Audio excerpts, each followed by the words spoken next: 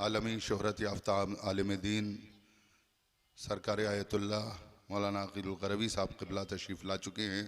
چند لمحات میں وہ امام بڑے غفر امام میں آپ کے روبرو ہوں گے، اور اس کے علاوہ اس مجلس میں تلاوت کلام ربانی کے فرائض انجام دیں گے جناب ندیم نجفی صاحب، اور پیشخانی علی حیدر صاحب، عزادار اعظمی صاحب، اسد نذیر افادی صاحب اور منظر بھوپالی صاحب فرمائیں گے۔ لہذا جہاں جہاں بھی مومنین باتمکین تشریف رکھتے ہیں، میں ان کی خدمت میں ملتمس ہوں، التماس گزار ہوں، درخواست گزار ہوں کہ وہ فرش مجلس پر تشریف لے آئیں۔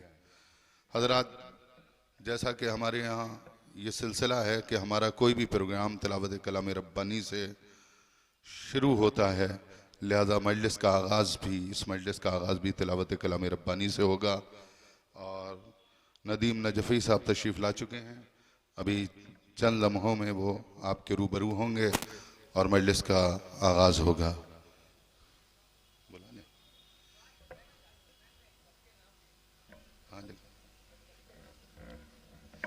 حضرات، ندیم نجفی صاحب تلاوت کلام ربانی سے مجلس کا آغاز فرمائیں گے، اور اس کے بعد علی حیدر صاحب پیشخانی کریں گے، جناب عزادار اعظمی صاحب منظوم نذران عقیدت پیش فرمائیں گے، اسد نذیر افادی صاحب اپنے مخصوص انداز میں کلام پیش کریں گے، اور ہمارے عالمی شہرت یافتہ شاعر جناب منظر بھوپالی صاحب جو اس مجلس میں شرکت کرنے کے لیے خاص طور سے بھوپال سے تشریف لائے ہیں، وہ منظوم نذران عقیدت پیش فرمائیں گے، اور اس کے بعد سرکار آیت-اللہ عقیل القروی صاحب قبلہ اس مجلس کو خطاب فرمائیں گے۔ میں اس کے نام سے کرتا ہوں ابتدائے سخن، ضمیر کن سے اگاتا ہے وہ جو زمین و زمن، وہی تو ہے جو ہواؤں کو دے کے اذن خرام، سمندروں کی جبیں پر ابھارتا ہے شکن۔ وہ رب نطق دل و جاں، وہ کبریا میرا، اسی کے اذن سے حاصل مجھے متاع سخن۔ آئیے حضرات، مجلس لمبے دورانیے کی ہے، اور میں تمام اپنے محترم شعراء کرام سے درخواست کروں گا کہ مختصر سے وقت میں منظوم نذران عقیدت پیش فرمائیں اور مہمانوں کو زیادہ موقع دیں۔ جو حضرات باہر تشریف رکھتے ہیں اور جو عزاخانے امام باڑے کے باہر کھڑے ہیں، ان سے بھی درخواست ہے کہ وہ فرش مجلس میں، صدر مجلس میں تشریف لے آئیں۔ جو حضرات ادھر صحن میں کھڑے ہوئے ہیں، ان کی خدمت میں میں التماس گزار ہوں کہ وہ فرش مجلس پر تشریف فرما ہوں۔ مجلس شروع ہونے جا رہی ہے۔ آئیے حضرات، جیسا کہ اعلان کیا جا چکا ہے کہ اس مجلس میں تلاوت کلام ربانی فرمائیں گے جناب ندیم نجفی صاحب۔ میں انتہائی ادب و احترام کے ساتھ مولانا ندیم نجفی صاحب کی خدمت میں التماس گزار ہوں کہ وہ تشریف لائیں اور تلاوت کلام ربانی سے اس روح پرور مجلس کا انعقاد آغاز فرمائیں۔ آپ حضرات سے درخواست ہے کہ آپ ایک باواز بلند صلوات سے ان کا استقبال فرمائیں۔ اللہم صلی علی محمد وعلی محمد۔ میں پھر گزارش کروں گا جو حضرات صحن میں کھڑے ہوئے ہیں کہ وہ فرش مجلس پر تشریف لیں۔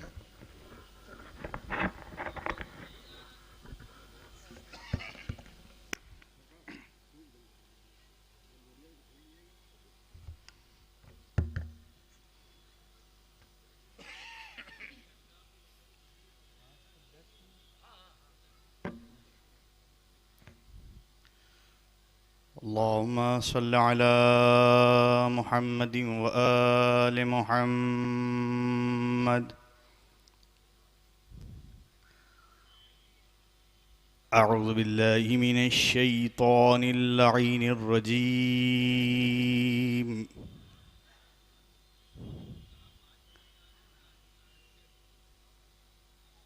بسم الله الرحمن الرحيم.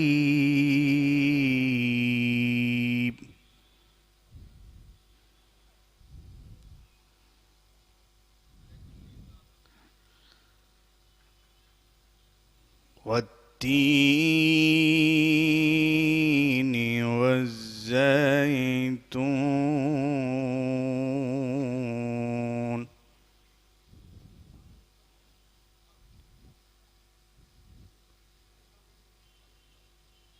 وطور سينين وهذا وهذا البلد الأمين.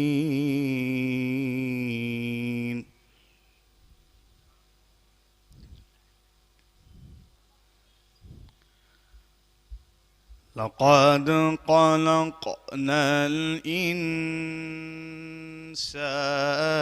في أحسن تقويم.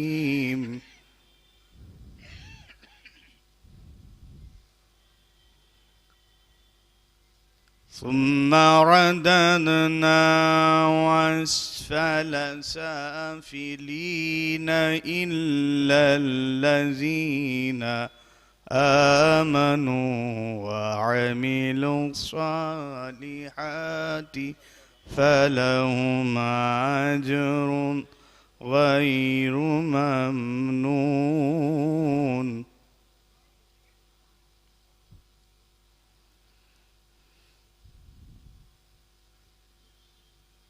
والتين والزيتون وطور سينين وهذا البلد الأمين.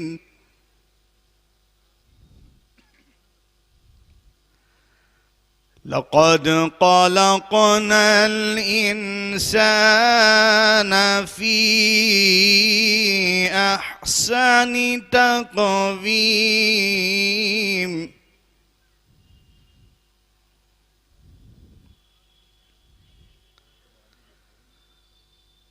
والتين والزيتون وطور سينين وهذا البلد الأمين. لقد خلقنا الإنسان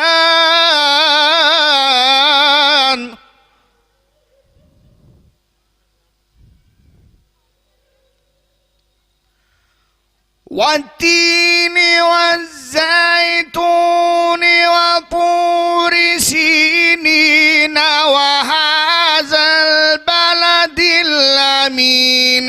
لقد خلقنا الإنسان في أحسن تقويم.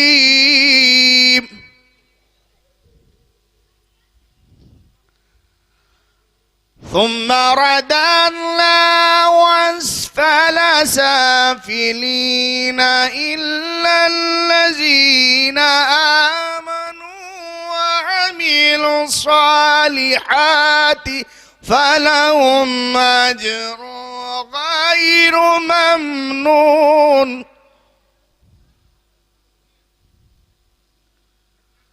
فما يكذبك بعد بالدين. أليس الله بأحكم الحاكمين.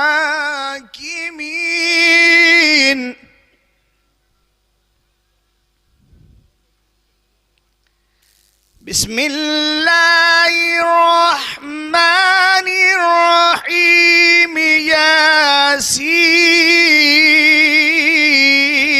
ياسين والقرآن الحكيم إنك لمن المرسلين على صراط مستقيم. تنزيل العزيز الرحيم لتنذر قوما ما أنذر آباؤهم فهم غافلون.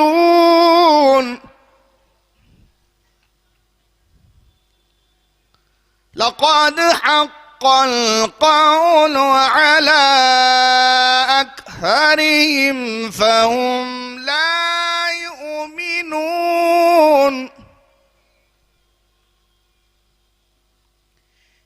إنا جعلنا في أعناق باقهم على الفي إلى الأذقان فهم مقمحون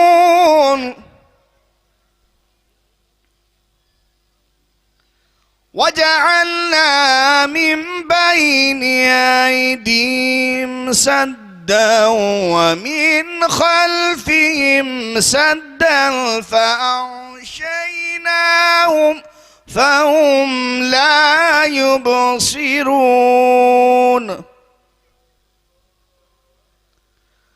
وسواء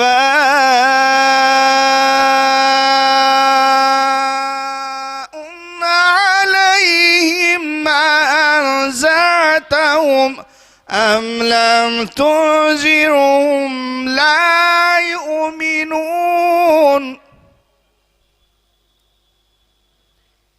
إنما تنذر من اتبع الذكر وخشي الرحمن بالغيب فبشره بمغفرة وأجر كريم إنا نحن نحيي الموتى ونكتب ما قدموا وآثارهم وكل شيء أحصيناه في إمام مبين وكل شيء أحصيناه في إمام مبين وكل شيء أحصيناه في إمام مبين صدق الله العلي العظيم وصدق رسوله النبي الكريم وصدق مولانا أمير المؤمنين علي بن أبي طالب اللهم صل على محمد وآل محمد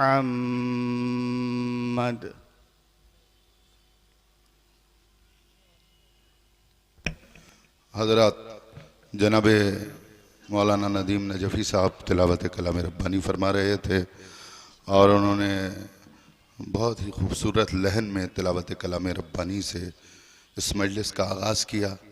آئیے حضرات اس سلسلے کو آگے بڑھانے سے پہلے میں محترم جناب سراج مہدی صاحب اور نفیس صاحب، جناب رضوان مہدی ببلو صاحب، رومی صاحب اور ان کے خانوادے کے تمام افراد کی خدمت میں تعزیت پیش کرتا ہوں.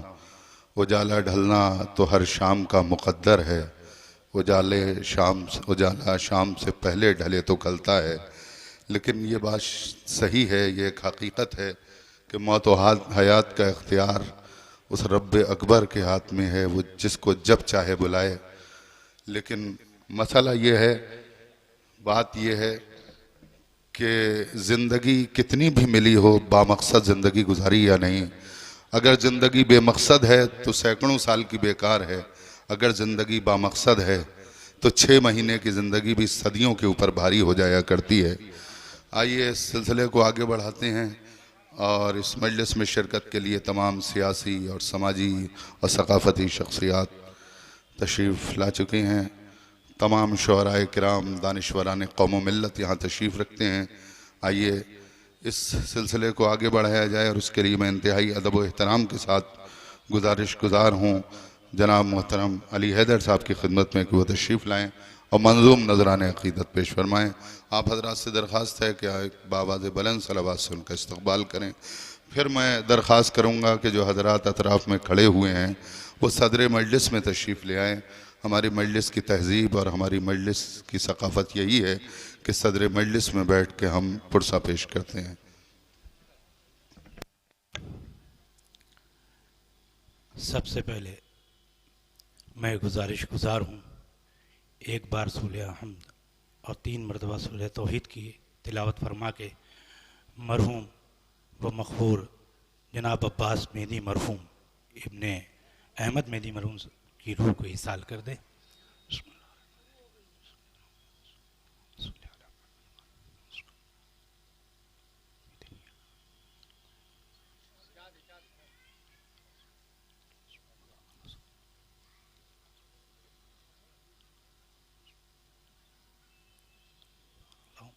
اللہم صلی علی محمد. ایک صلوات بھیج دیجیے حضرات.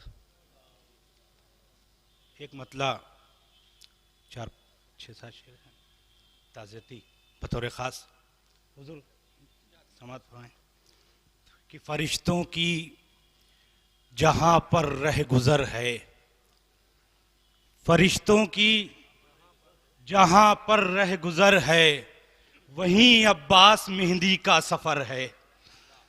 فرشتوں کی جہاں پر رہ گزر ہے، وہیں عباس مہندی کا سفر ہے. اور تمہاری موت سے عباس مہندی، تمہاری موت سے عباس مہندی بہت ماں باپ کے دل پر اثر ہے.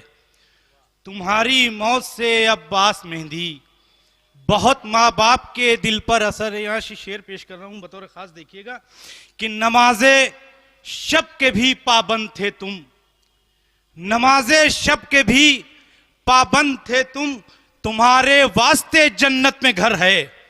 نماز شب کے بھی پابند تھے تم، تمہارے واسطے جنت میں گھر ہے. تو تھا اتنا عشق عباس جری سے، تھا اتنا عشق عباس جری سے، سنے غازی میں دنیا سے سفر ہے.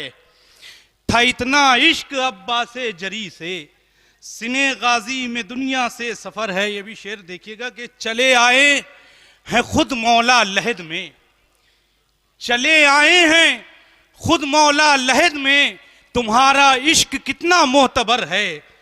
چلے آئے ہیں خود مولا لحد میں، تمہارا عشق کتنا معتبر ہے. یہ شعر دیکھیے گا کہ فرشتوں نے، یہ قطع بند ہے سماعت کریں گے حضور، قطع بند ہے خاص دیکھیے گا کہ فرشتوں نے کہا عباس مہندی، فرشتوں نے کہا عباس مہندی کہاں ہے آ تیرا مولا ادھر ہے، کہاں ہے آ تیرا مولا ادھر ہے. تو لگا کے بولے شے اپنے گلے سے، لگا کے بولے شے اپنے گلے سے، میرے اکبر کا تو نوحہ گر ہے، میرے اکبر کا تو نوحہ گر ہے، میرے اکبر کا تو نوحہ گر ہے. اور یہ بھی شعر دیکھیے گا کہ فراق نوجواں کب باپ سہتا، فراق نوجواں کب باپ سہتا، مگر اکبر کے لاشے پر نظر ہے.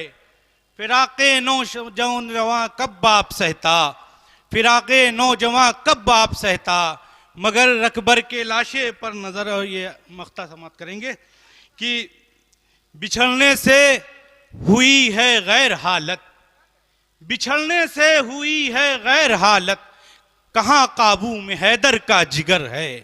بچھڑنے سے ہوئی ہے غیر حالت، کہاں قابو میں حیدر کا جگر ہے. بہت شکریہ سر.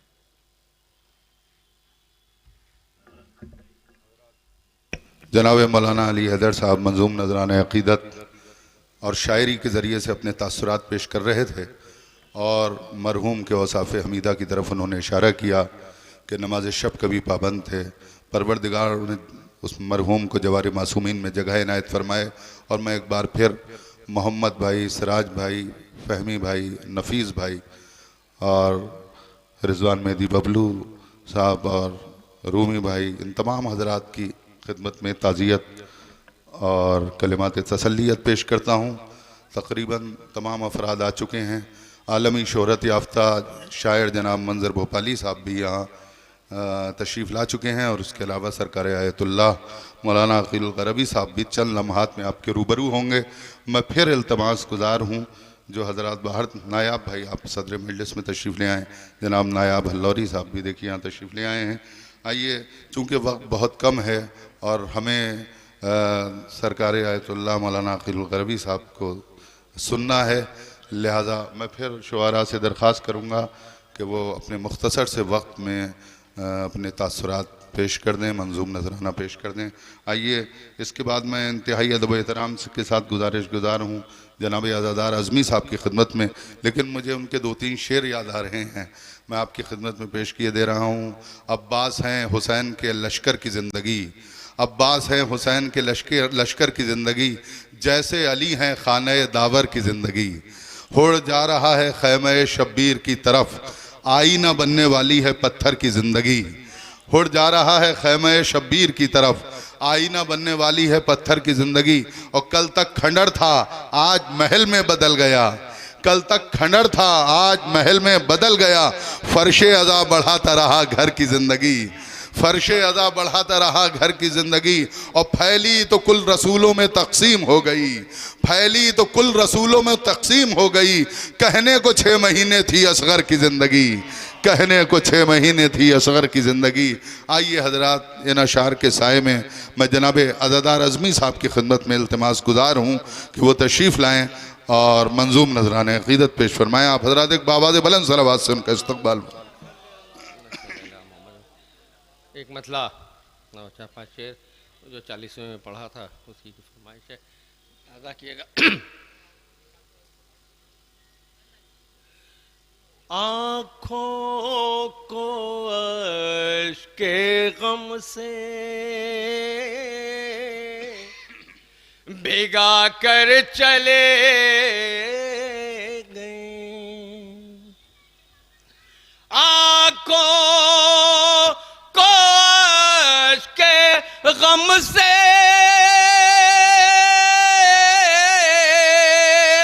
بھگا کر چلے گئے، ایک درد سب کے دل میں بسا کر چلے گئے۔ او عشق علی نے جس گھڑی آواز دی تمہیں، عشق علی نے جس گھڑی آواز دی تمہیں، زیر زمین سب کو بھلا کر چلے گئے۔ اور یہ شعر ایک حقیقت ہے، ملاحظہ کیے گا، دیکھیے گا، ہر شخص رو رہا ہے کہ ہر دل عزیز تھے، ہر شخص رو رہا ہے کہ ہر دل عزیز تھے،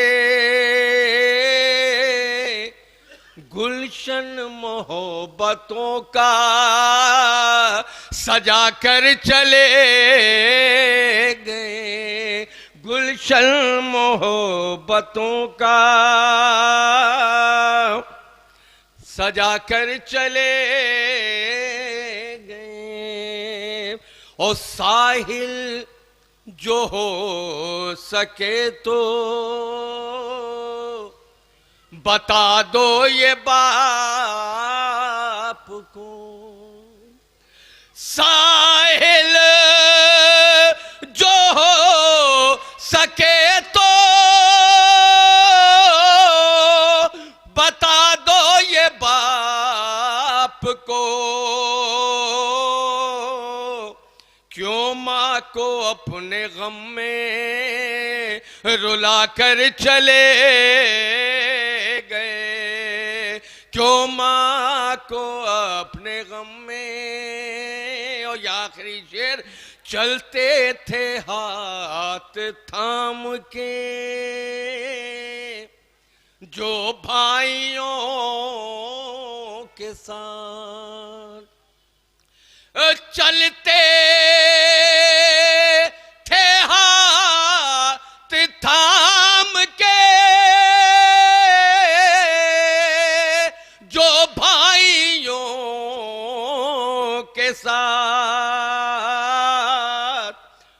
سب سے اپنا ہاتھ چھڑا کر چلے گئے، ان سب سے اپنا.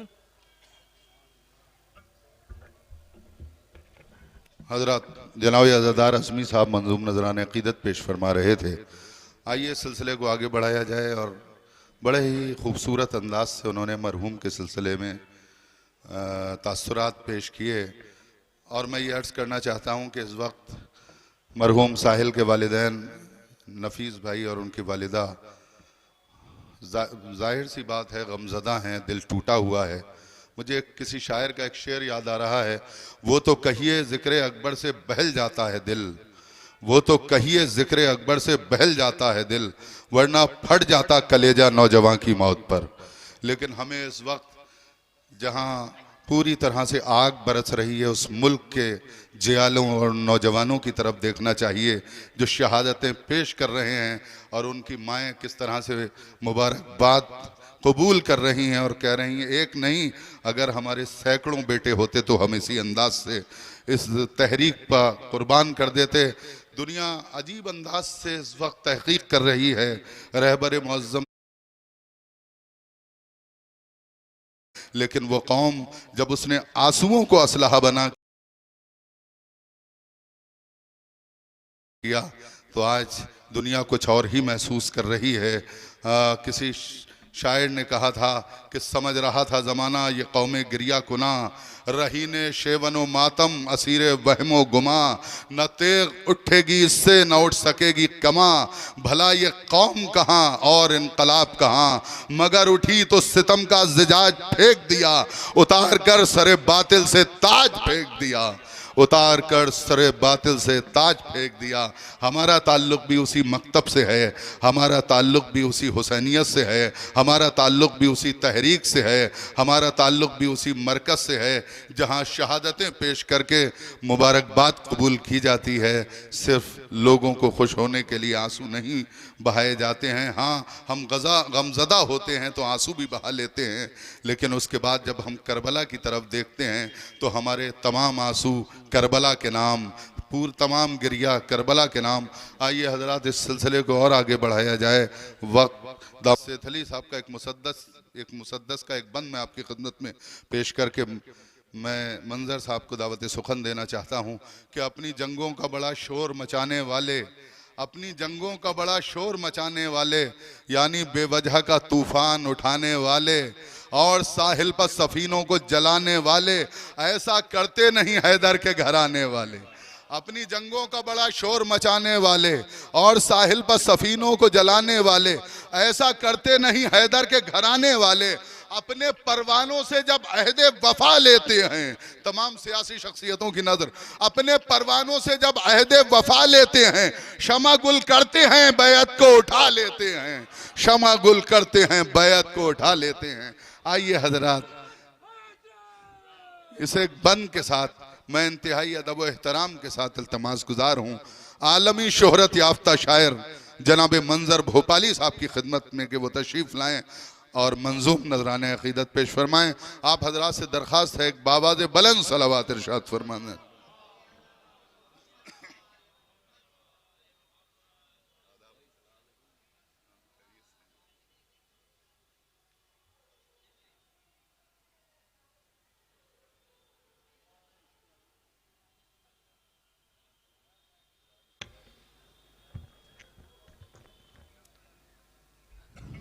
حضرات نہایت افسوس ہے آج میں جس شخص کی یاد میں یہ جو محفل منعقد ہو رہی ہے مجلس، ان سے میرا تعلق بھی اتنا ہی ہے جتنا سراج بھائی کا ہے. یہ میرے شہر بھوپال میں رہے تقریباً 1 سال اور اتنی محبتوں کے ساتھ رہے اور اتنے خلوص کے ساتھ انہوں نے 1 سال گزارے کہ مجھے ایسا لگا کہ یہ میرے ہی خاندان کے ایک فرد ہیں. بڑے محبت کے ساتھ عباس مہدی ساحل پورا 1 سال تقریباً میرے شہر میں اور میرے ساتھ رہے. میں بھی اتنا ہی غمزدہ ہوں جتنا محترم جناب محمد تقی مہدی صاحب، سراج مہدی صاحب، احمد مہدی صاحب نفیس بھائی اور جناب فہمی صاحب، اور ان سے زیادہ مجھے اس راج بھائی نے بتایا کہ جناب رومی صاحب اور ببلو صاحب، یہ سارے غم میرے بھی غم ہیں، کیونکہ 1 سال کا عرصہ اور اتنے پیار اور اتنی محبت کے ساتھ جس وقت ان کے انتقال کی خبر آئی تو میں انگلینڈ میں تھا اور میں بے چین ہو گیا تھا. میں نے پھر اپنی بیگم کو بتایا، انہوں نے بھی حیرت اندر، اتنا چلتا پھرتا شخص اور اپنے کام کے لیے اتنی ذمہ داری سے وہ کام نبھاتے تھے کہ اگر میں کسی وقت فون کرتا تھا کہ شام میں میرے گھر آ جانا، انکل میں فلاں ہاسپٹل میں ہوں، انکل مجھے وہاں جانا ہے. تو یہ ایک بہت بڑا سانحہ ہے. اب آپ بتائیے کہ میرے ساتھ تو صرف 1 سال رہے، جن کے ساتھ وہ ساری زندگی رہے ان کا کیا حال ہوگا. میں چند شعر پیش کر رہا ہوں، ملاحظہ فرمائیے گا. نایاب بھائی سماعت فرمائیں. نام عباس عرفیت ساحل، نام عباس عرفیت ساحل، نام عباس عرفیت ساحل، عشق غازی حیات تھی اس کی، عشق غازی حیات تھی اس کی. اس کا قرآن تھا حسین کا غم، اس کا قرآن تھا حسین کا غم. کربلا دینیات تھی اس کی، کربلا دینیات تھی اس کی. چند شعر پیش کرتا ہوں، سماعت فرمائیے گا. علی کا ذکر کروں، علی کا ذکر کرے ذکر کر بلا نہ کرے. علی کا ذکر کرے ذکر کربلا نہ کرے، قلم ہو ہاتھ میں ایسا میرے خدا نہ کرے، قلم ہو ہاتھ میں ایسا میرے خدا نہ کرے. چلے ہیں جھولے سے یہ سوچ کر علی اصغر، چلے ہیں جھولے سے یہ سوچ کر علی اصغر،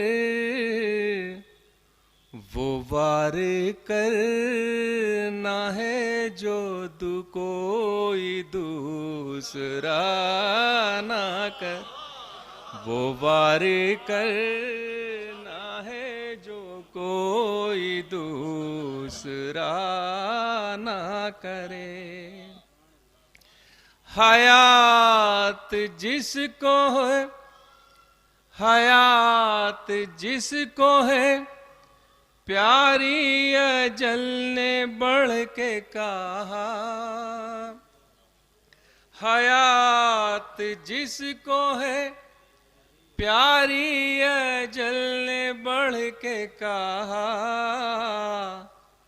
فرات چھوڑ دے غازی کا سامنا نہ کرے، فرات چھوڑ دے غازی کا سامنا نہ کرے، خدا کے عشق نے یوسف کو کر دیا یوسف،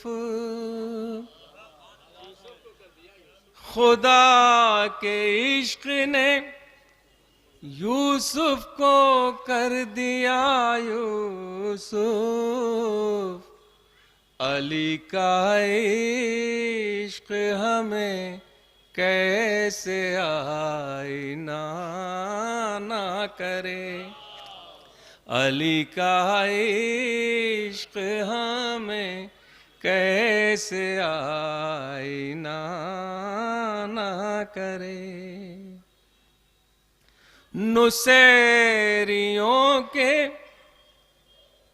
علاقے میں آ گیا ہوں میں، نصیریوں کے علاقے میں آ گیا ہوں میں، مگر یہاں پہ میرا دل لگے خدا نہ کرے، مگر یہاں پہ میرا دل لگے خدا نہ کرے، نصیریوں کے علاقے میں آ گیا ہوں میں، مگر یہاں پہ میرا دل لگے خدا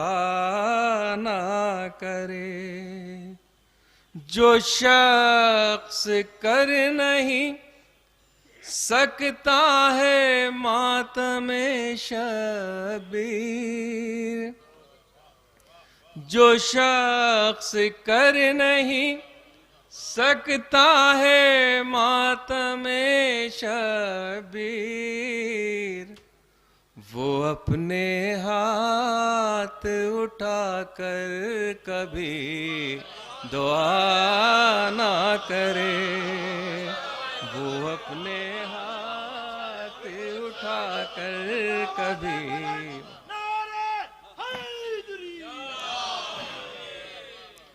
جو شخص کر نہیں سکتا ہے ماتم شبیر،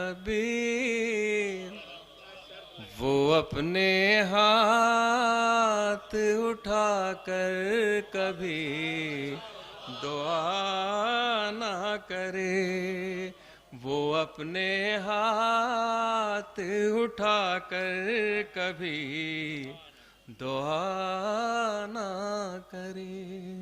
چند شعر کے لیے مجھے سراج بھائی کا حکم ہے، 3-4 شعر ہیں، ان کے حکم کی تعمیل میں پیش کرتا ہوں، آپ حضرات تک پہنچ چکے ہوں گے یہ شعر، لادہ فرمائیں۔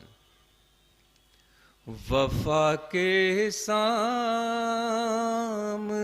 آ کر جفا نے دم توڑا،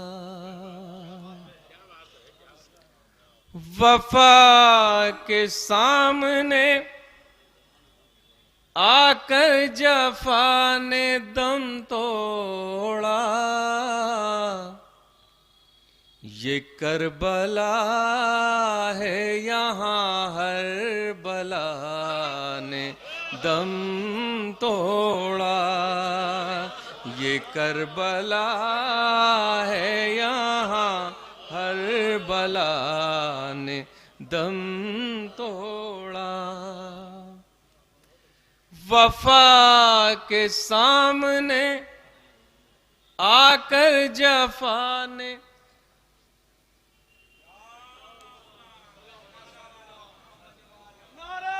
حضرات سرکار آیت اللہ غروی صاحب قبلہ صدر مجلس میں تشریف لا چکے ہیں. آپ حضرات ایک بآواز بلند صلوات سے ان کا استقبال فرمائیں.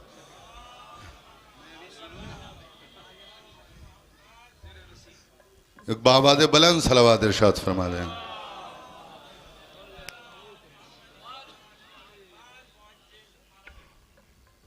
حضرات یہ چند شعر پیش کر کے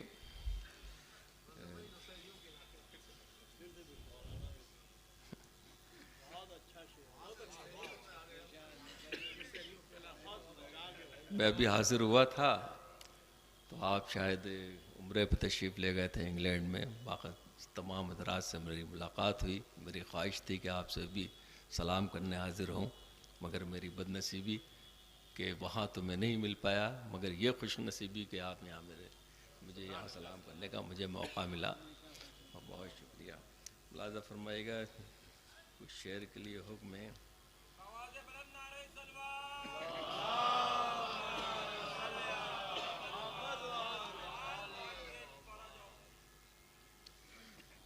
دیکھیے حضرات ایک وہی شعر سنے دیتا ہوں.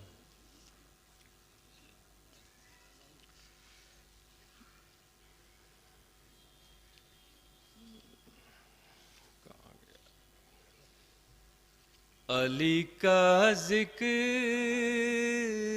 کرے ذکر کربلا نہ کرے. علی کا ذکر کرے ذکر کربلا نہ کرے. قلم ہو ہاتھ میں ایسا میرے خدا نہ کرے. قلم ہو ہاتھ میں ایسا میرے خدا نہ کرے. اور شعر دیکھیے. نصیریوں کے علاقے میں آ گیا ہوں میں. نصیریوں کے علاقے میں آ گیا ہوں میں، مگر یہاں پہ میرا دل لگے خدا نہ کرے. مگر یہاں پہ میرا دل لگے خدا نہ کرے. مگر یہاں پہ میرا دل لگے خدا نہ کرے. حضرات چند شعر میں پیش کر رہا ہوں.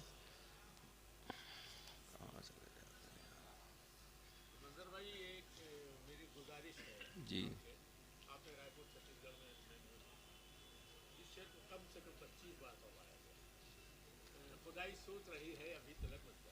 اب آپ نے پڑھ دیا. دیکھیے میں کچھ شعر قبلہ تشریف رکھتے ہیں اس میں، اور چند شعر میں دو تین شعر اور تین چار شعر پیش کر دیتا ہوں الگ الگ. تو انشاءاللہ پھر کسی محفل میں سنا دوں گا. سجا ہوا جو جری کا عالم مکان میں ہے. سجا ہوا جو جری کا عالم مکان میں ہے. ہمارے گھر کی زمین آج آسمان میں ہے. ہمارے گھر کی زمین آج آسمان میں ہے. وہ شعر آپ کی خدمت میں ہے. اب اٹھنے والا ہے عباس باوفا کا علم. اب اٹھنے والا ہے عباس باوفا کا علم. یہ آسمان ہٹا دو جو درمیان میں. یہ آسمان ہٹا دو جو درمیان میں ہے. اور آخر میں 2 شعر 3 شعر پھر اجازت چاہتا ہوں سماعتاً. بھنور میں عشق سفینہ اتار دیتا ہے. بھنور میں عشق سفینہ اتار دیتا ہے. علی چڑھا ہوا دریا اتار دیتا ہے. علی چڑھا ہوا دریا اتار دیتا ہے. نجف کی خاک میں ملتا ہوں اپنے چہرے پر. نجف کی خاک میں ملتا ہوں اپنے چہرے پر. خدا ہی نہ میرا صدقہ اتار دیتا ہے. خدا ہی نہ میرا صدقہ اتار دیتا ہے. میں خرچ کرتا ہوں دل کھول کر محرم میں. میں خرچ کرتا ہوں دل کھول کر محرم میں. میرا علی میرا قرضہ اتار دیتا ہے. میرا علی میرا قرضہ اتار دیتا ہے. میرا علی میرا قرضہ اتار دیتا. بہت بہت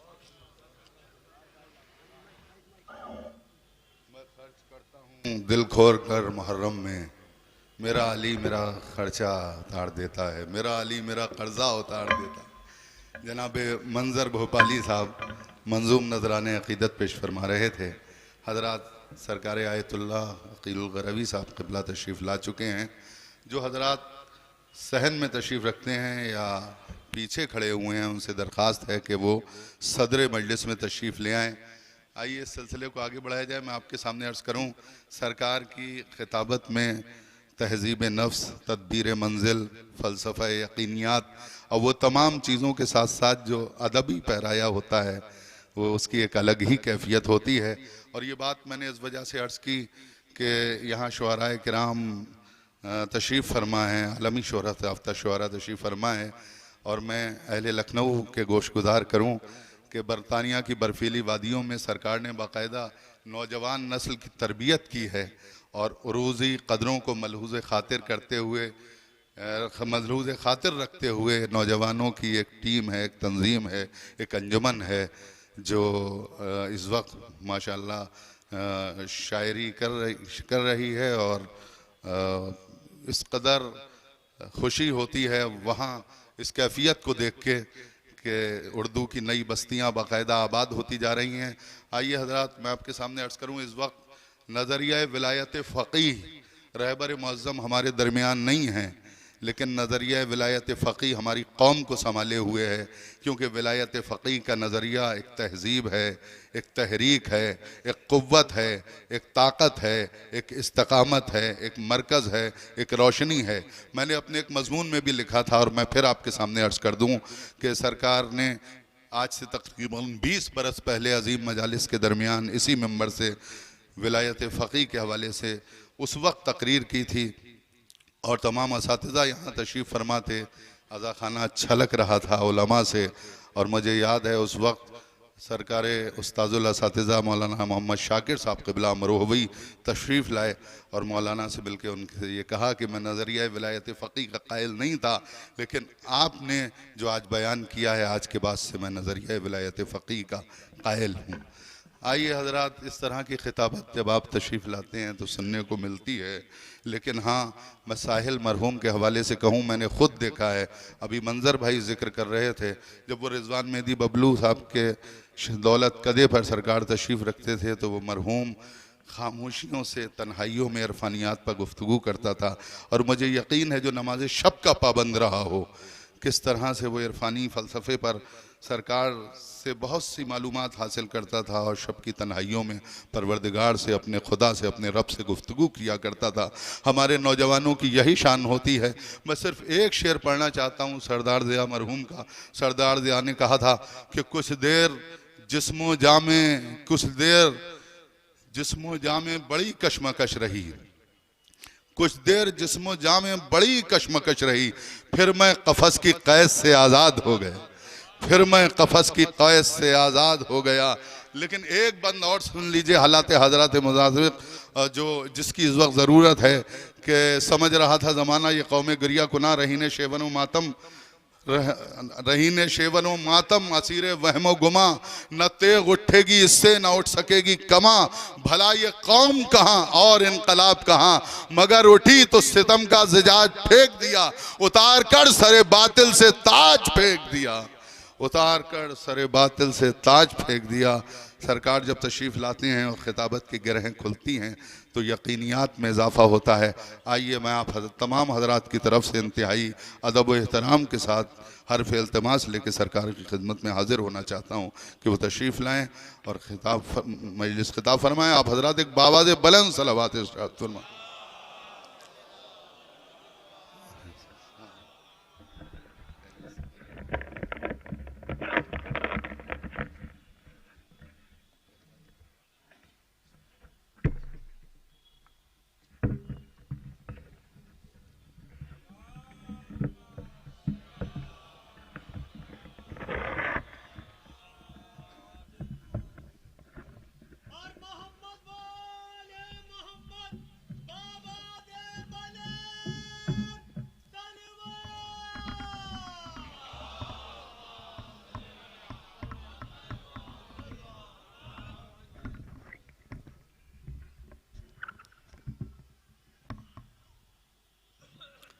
فاتحة. بسم الله الرحمن الرحيم. الحمد لله رب العالمين الرحمن الرحيم مالك يوم الدين إياك نعبد وإياك نستعين اهدنا الصراط المستقيم صراط الذين أنعمت عليهم غير المغضوب ولا الضالين. حضرات التماس ہے کہ ایک مرتبہ پھر سورہ حمد 3 مرتبہ سورہ اخلاص کی تلاوت فرما کر مرحوم سید عباس مہدی ساحل ابن سید احمد مہدی نفیس کی روح کو ایصال فرمائے۔ بسم اللہ الرحمن الرحیم الحمدللہ الرحمن الرحیم مالک یوم الدین وإیاک نستعین اهدنا الصراط المستقیم غیر المغضوب علیہم ولا الضالین. بسم اللہ الرحمن الرحیم. اللہ الصمد لم یلد ولم یولد ولم یکن له کفوا احد. بسم اللہ الرحمن الرحیم. قل هو اللہ احد اللہ الصمد. بسم اللہ الرحمن الرحیم. قل هو اللہ احد اللہ الصمد ولم یکن له کفوا احد. ایک مرتبہ پھر التماس کروں گا اور صاحب مجلس کی اجازت سے کہ ایک مرتبہ پھر سورہ حمد کی تلاوت فرما کر اور 3 مرتبہ سورہ اخلاص رہبر شہید اور تمام شہدائے ملت اسلامیہ کی روحوں کو ایصال فرما۔ بسم اللہ الحمد للہ الرحمن الرحیم مالک یوم الدین اهدنا الصراط المستقیم صراط غیر المغضوب علیہم ولا الضالین۔ بسم اللہ الرحمن الرحیم قل هو اللہ احد اللہ الصمد لم یلد ولم یولد ولم یکن له کفوا احد۔ بسم اللہ الرحمن الرحیم قل هو اللہ احد اللہ الصمد ولم یکن له کفوا احد۔ بسم اللہ الرحمن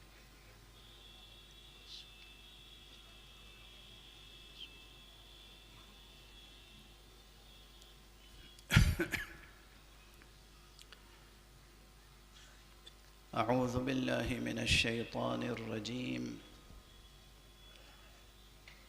بسم اللہ الرحمن الرحیم الحمد للہ رب العالمین والصلاة والسلام على اشرف الخلائق اجمعین سیدنا و سید الاولین والآخرین حبیبنا و حبیب الہ العالمین امام المرسلین و خاتم النبیین ابی القاسم المصطفى محمد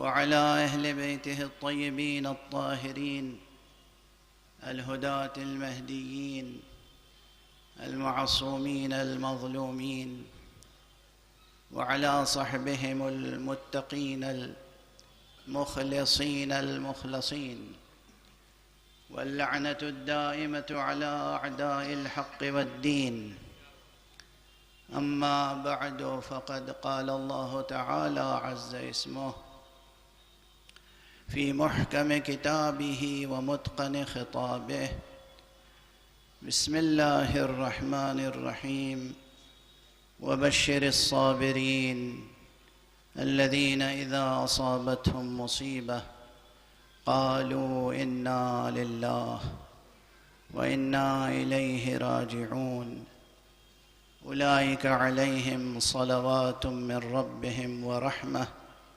وأولئك هم المهتدون صدق الله العلي العظيم۔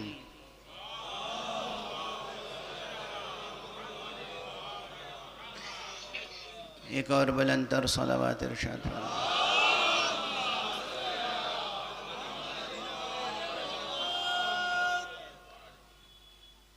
اس وقت پورے عالم میں جو کیفیت ہے ایسی سوگوارانہ کیفیت ہے کہ ذہن پر یہی آیت چھائی ہوئی ہے، قرآن مجید کی مشہور و معروف آیت۔ آپ میں سے ہر فرد غالباً اس آیت کا ورد کرتا رہتا ہوگا اس وقت۔ تو میں نے بھی چاہا کہ گفتگو آپ کے دلوں سے اور ذہنوں سے مربوط رہے۔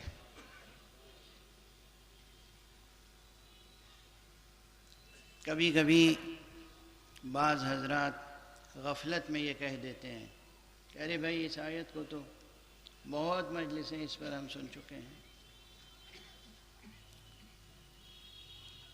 اچھا تو سن چکے ہیں تو سن چکے ہیں، قرآن مجید کی آیت ہے،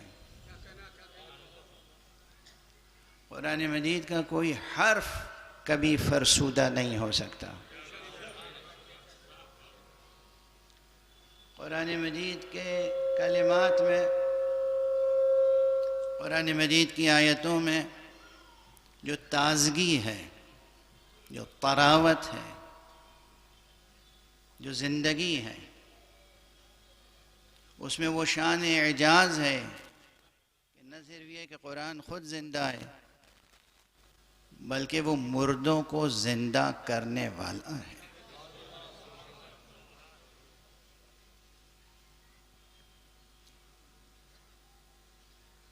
بہت مشہور آیت ہے، آپ کو ترجمہ بھی یاد ہوگا۔ یہ پورا سلسلہ آیات جو ہے بہت اہم ہے۔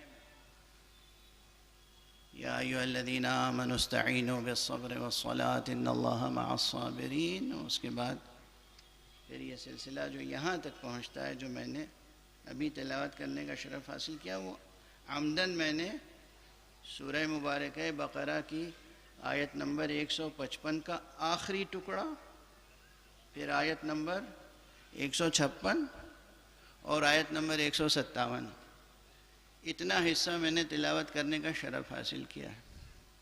بظاہر آپ کو ترجمہ یاد ہوگا، پھر بھی عرض کروں، ارشاد الہی ہے وَبَشِّرِ الصَّابِرِينَ۔ امتحانات کی ایک فہرست پیش کرنے کے بعد ارشاد ہوتا ہے کہ اے حبیب، اے پیغمبر، ان صبر کرنے والوں کو بشارت دے دیجئے۔ پورا قرآن از اول تا آخر آپ پڑھتے چلے جائیں، آپ دیکھیں گے جہاں جہاں صابرین ہیں ان کے لیے بشارتیں ہی بشارتیں۔ وبشر الصابرین، صابروں کو بشارت دے دیجئے۔ اتنا بڑا غم ہمارے نفیس بھائی نے اٹھایا ہے، چھوٹا غم نہیں ہے جوان بیٹے کا گزر جانا۔ ویسے جسے کہتے ہیں نا عرفاً، میرا اس خاندان سے ویسے کوئی رشتہ بظاہر نہیں ہے، لیکن اتنے عرصے سے محبت اور مودت کے آداب و رسوم قائم ہیں ہمارے درمیان کہ مجھے جب اطلاع ملی تو یقین فرمائیے کہ میری آنکھوں میں آنسو چھلک آئے۔ اور واقعاً ایک سعادت مند بچہ تھا، ایک جوان صالح، ایک جوان مومن۔ ماں بھی زندہ ہے، مجھے ماں کو بھی پرسہ دینا ہے، باپ کو بھی پرسہ دینا ہے، اس کے چچا موجود ہیں، اس کے اور برادران موجود ہیں جن کے اصرار پر میں یہاں آیا۔ پروردگار صحت و سلامتی عطا فرمائے سراج مہدی صاحب کو۔ سید سراج مہدی صاحب ایک صالح سیرت اور کردار کے حامل، ایک سماجی مدبر انسان کا نام ہے، ایک سیاسی مدبر انسان کا نام ہے۔ جہاں تک میرے علم میں ہے، میں نے ان کے اندر سیاسی قدریں کم، اخلاقی قدریں زیادہ دیکھی ہیں۔ ان سب نے بڑا غم اٹھایا، لیکن آج جب ایئرپورٹ پہ یہ لوگ مجھے ریسیو کرنے کے لیے آئے تو اس جوان کا تذکرہ کم ہوا، اس فتح کا تذکرہ زیادہ ہوا جو بڑھاپے میں بھی فتوت کی شان کے ساتھ اس دنیا سے گیا ہے۔ نام ہی علی نہیں تھا، نام علی تھا، نسب حسینی تھا، جذبے میں فتوت۔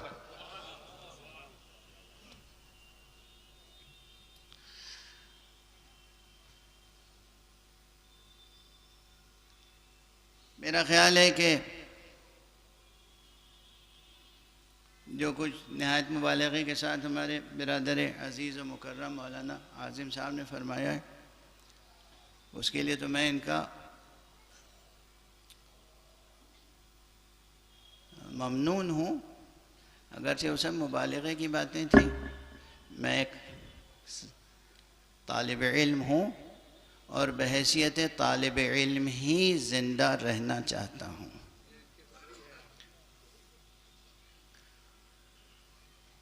میں نے حضرت آیت اللہ العظمیٰ، امام امت، نقیب وحدت، شہید راہ توحید، شہید راہ ولایت، وہ ولی فقیہ جس نے ولایت غدیر کو ولایت فقیہ سے جوڑ دیا تھا.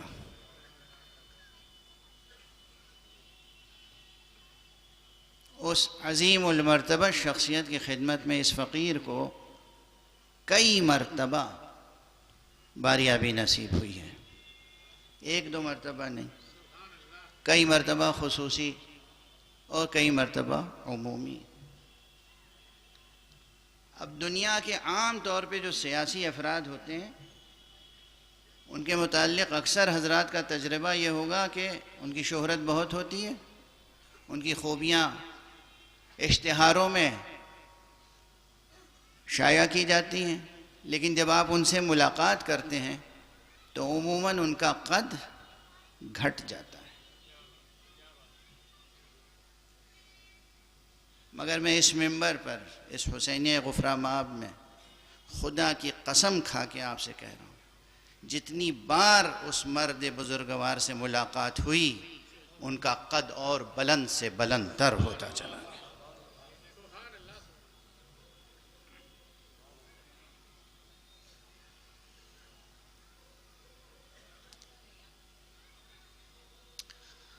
ابھی دنیا کو دیکھیں، معاصرت خود ایک حجاب ہوتی ہے. معاصرت کا حجاب بڑا عجیب و غریب ہے. عظمتیں نظر نہیں آتی، بزرگواریاں نظر نہیں آتی، علم نظر نہیں آتا، تقوی نظر نہیں آتا. انسان بہت سی غفلتوں میں مبتلا ہوتا ہے اور رشک و حسد میں مبتلا رہتا ہے. وہ سب کے ساتھ ہے، ان کے ساتھ بھی تھا. لیکن جب یہ معاصرت کا حجاب اٹھے گا، اب تو وہ درمیان میں نہیں رہے. دھیرے دھیرے اس عظیم شخصیت کے مختلف رخ سامنے آتے چلے جائیں گے. اب میں آپ کو طالب علمانہ انداز سے بس اشارہ کرتا ہوا آگے بڑھوں. سب سے پہلی بات یہ ہے کہ خود انسان، دیکھیے عظمتوں کا آسمان کیسے تہ در تہ ہے. عظمتوں کے آسمان کتنے ہیں. خود انسان کچھ نہیں، صرف ایک انسان، اس کی ایک عظمت ہے. واضح ہے؟ یہ انسان اگر صاحب علم بھی ہو تو اس کی عظمت پر ایک اور عظیم آسمان قائم ہو جاتا ہے. اگر یہ انسان صرف صاحب علم نہ ہو، عمومی اصطلاح میں بہت سے ہیں اہل علم، مختلف علوم میں مہارتیں رکھتے ہیں، تو ان کی دوہری عظمت ہوتی ہے. بحیثیت انسان عظمت ہے اور بحیثیت عالم، اسکالر، جس فیلڈ میں بھی ہیں. اگر کوئی شخص ایک سے زیادہ علوم میں مہارت رکھتا ہے تو وہیں اس کی عظمتوں کے آسمان تہ در تہ، بلند سے بلند تر ہوتے چلے جاتے ہیں. اگر یہ علوم صرف علوم رائجہ ہوں، جو علوم رائج ہیں جس میں دوسرے بھی شریک ہیں، تب بھی ایک عظمت ہوتی ہے. ایک یونیورسٹی میں کسی شعبے میں، ایک شعبہ انگریزی کا شعبہ لے لیجئے، اردو کا شعبہ لے لیجئے، ایک وقت میں 4 پروفیسر ہیں، چاروں کی اپنی اہمیت ہے. یہ بھی پروفیسر ہیں، وہ بھی پروفیسر ہیں، وہ بھی، ایک عظمت تو ہے. اگر عمومی علوم میں بھی، مشترک علوم میں بھی کسی کو امتیاز حاصل ہے تو وہ عظمت حاصل ہے. اور اگر اس کے ساتھ ساتھ کچھ ایسے علوم ہیں جس میں دوسرے شریک نہیں ہیں تو عظمتوں کے آسمانوں کو اب گنتے چلے جائیے. علوم کے ساتھ ساتھ اگر کردار بھی ہے، کیونکہ عموماً صرف علم کی اتنی اہمیت نہیں ہے. ممبر سے عرض کر رہا ہوں، علم تبھی معتبر بنتا ہے جب اپنے ساتھ عمل لے کر سامنے آئے. بہت پہلے میں عرض کر چکا ہوں کہ یہ جو کاغذ کی سندیں ملتی ہیں ان کی کوئی اہمیت نہیں ہے. عالم کی سند سرٹیفکیٹ نہیں ہے، اس کا عمل ہوتا ہے. عالم کی سند اس کا عمل ہے. تو اگر عمل بھی ہے ساتھ میں تو پھر عظمتوں کے آسمان اور تخلیق ہوتے چلے جا رہے ہیں. اچھا اگر یہ عمومی ابھی گفتگو ہو رہی ہے، عام انسانی علوم، عام انسانی سطح کا اخلاق، عام انسانی کردار، اب اگر اس میں اسلام بھی شامل ہو جائے، اچھا صرف اسلام ہی شامل نہ ہو، اس میں ایمان بھی شامل ہو جائے، ایمان ہی شامل نہ ہو، اس میں تفقہ دینی بھی شامل ہو جائے، تفقہ دینی صرف نہ ہو بلکہ اس میں عرفان بھی شامل ہو جائے. اچھا اب صرف علم اور کردار اور فقہ اور عرفان نہ ہو بلکہ عملاً قیادت بھی شامل ہو جائے. عموماً شہادت کے بعد جو بعض لوگوں نے ایڈیٹوریلز لکھے ہوں گے اور تاثرات بیان کیے ہوں گے، بہت عظیم تھے، بہت بڑا خسارہ ہو گیا. ارے آپ کو اندازہ ہی نہیں کتنا بڑا خسارہ ہو گیا. اور فرما رہے ہیں علم، ادب، شاعری، شاعر تھے، عظیم المرتبت شاعر تھے،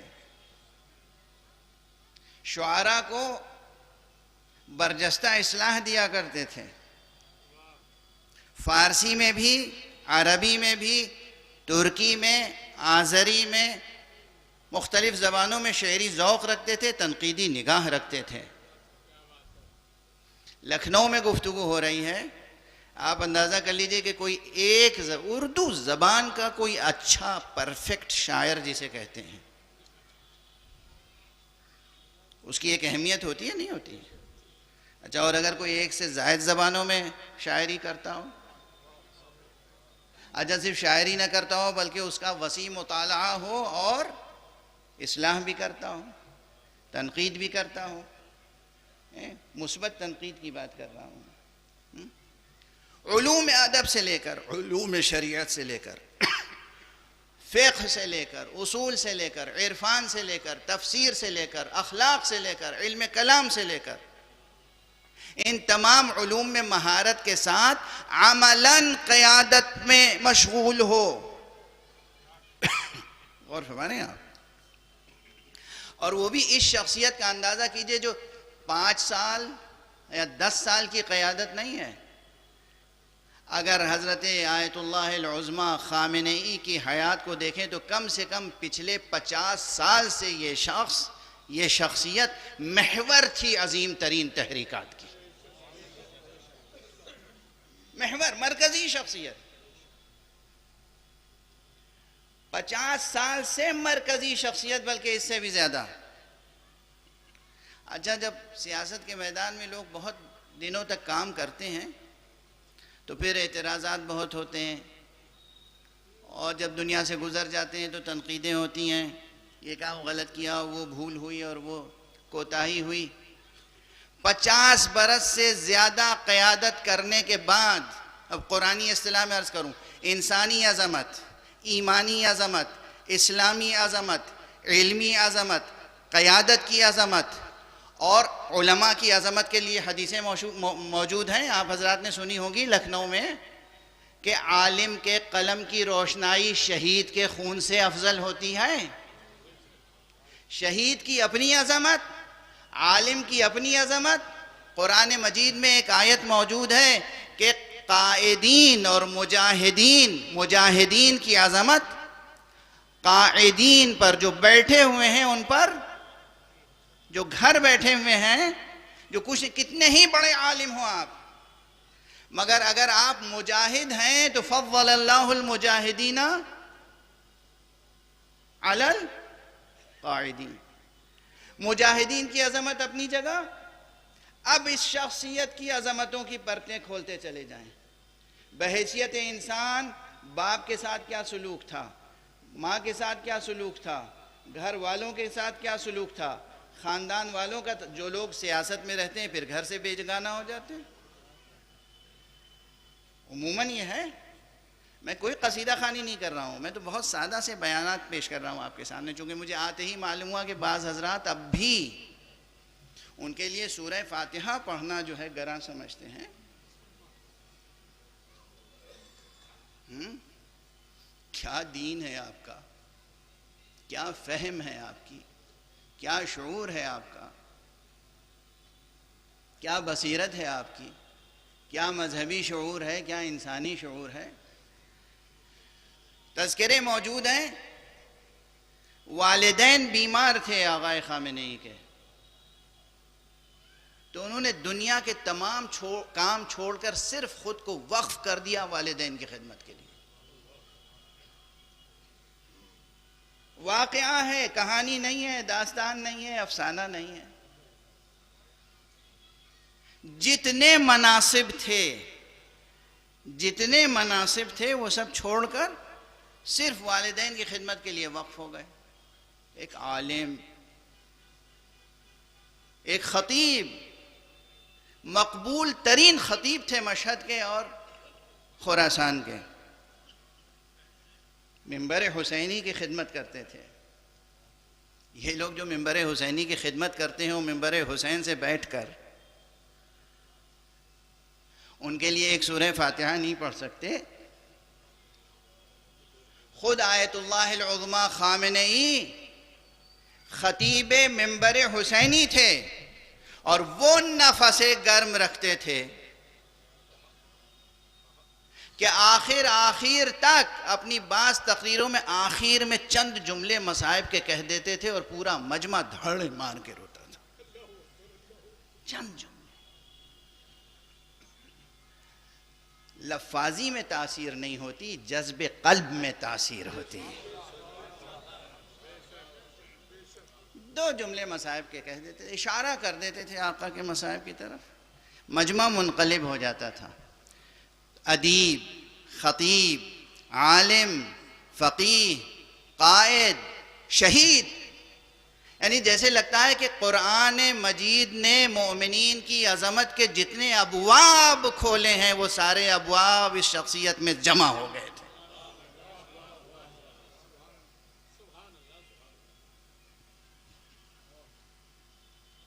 کوئی معصوم نہیں تھے، مکتب معصوم کے پروردہ تھے. جیسے ہم مولا علی کی فضیلت بیان کرتے ہیں، تفصیل سے نہ جانے کیا کیا بیان کرتے رہتے ہیں، پھر آخر میں ایک جملہ کہہ دیتے ہیں. کبھی کبھی اگر وقت نہیں ہوتا ہے تو کہہ دیتے ہیں کہ علی کی فضیلتیں یہ ہے کہ علی بندہ حق نما تھے. علی وہ مخلوق تھے جن کو دیکھتے ہی خالق یاد آ جاتا تھا. سید علی خامنئی بھی وہ قائد تھے جنہیں دیکھ کر معصوم یاد آ جاتا تھا.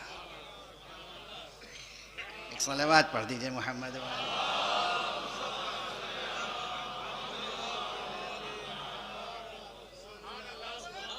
ایک اور صلوات پڑھ دیجئے.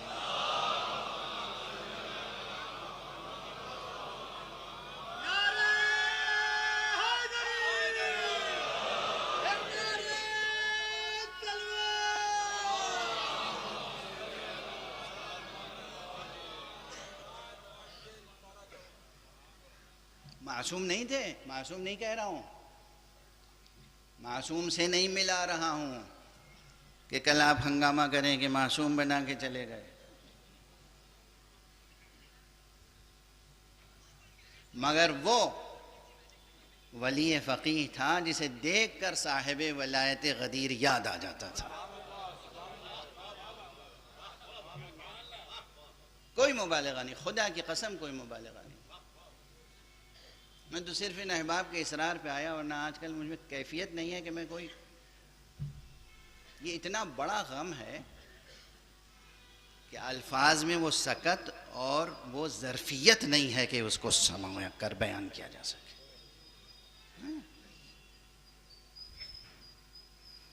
اپنے احساسات کو بیدار کریں اور دیکھیں کہ اس ایک شہادت کے آثار دنیا میں کیا پیدا ہو رہے ہیں.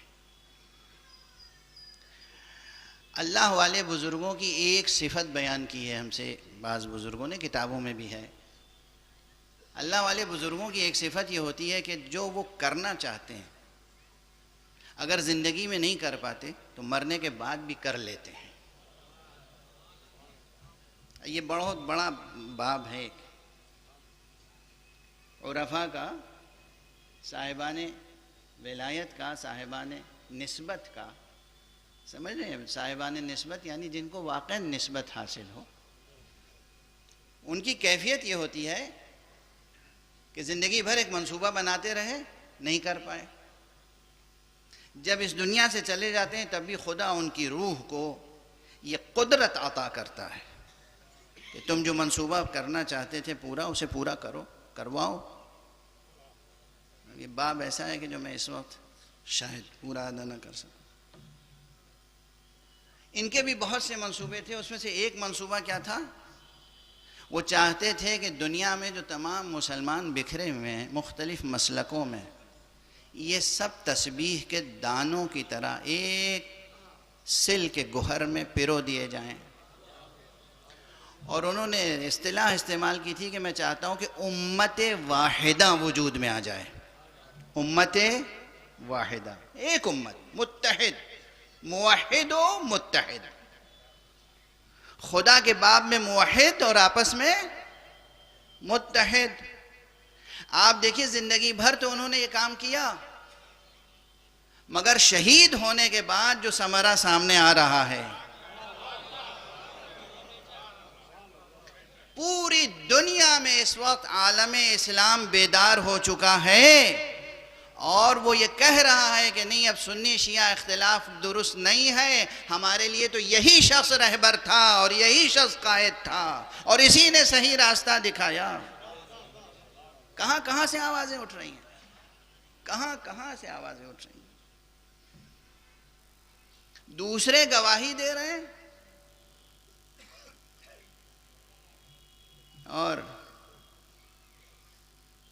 ہم میں سے، اب ہم میں سے تو یوں ہی کہہ دیا میں نے، وہ ہم میں سے کاہے کو ہونے لگے؟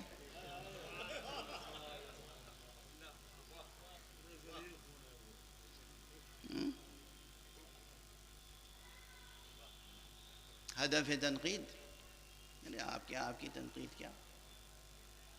بہرحال معاصرت کا حجاب جیسے جیسے اٹھتا چلا جائے گا اور جیسے جیسے ان کی شخصیت کا مطالعہ ہوتا چلا جائے گا، ویسے ویسے ان کی عظمت سامنے آتی چلی جائے گی، اور پھر اندازہ ہوگا کہ مولائے کائنات امیر المومنین علی ابن ابی طالب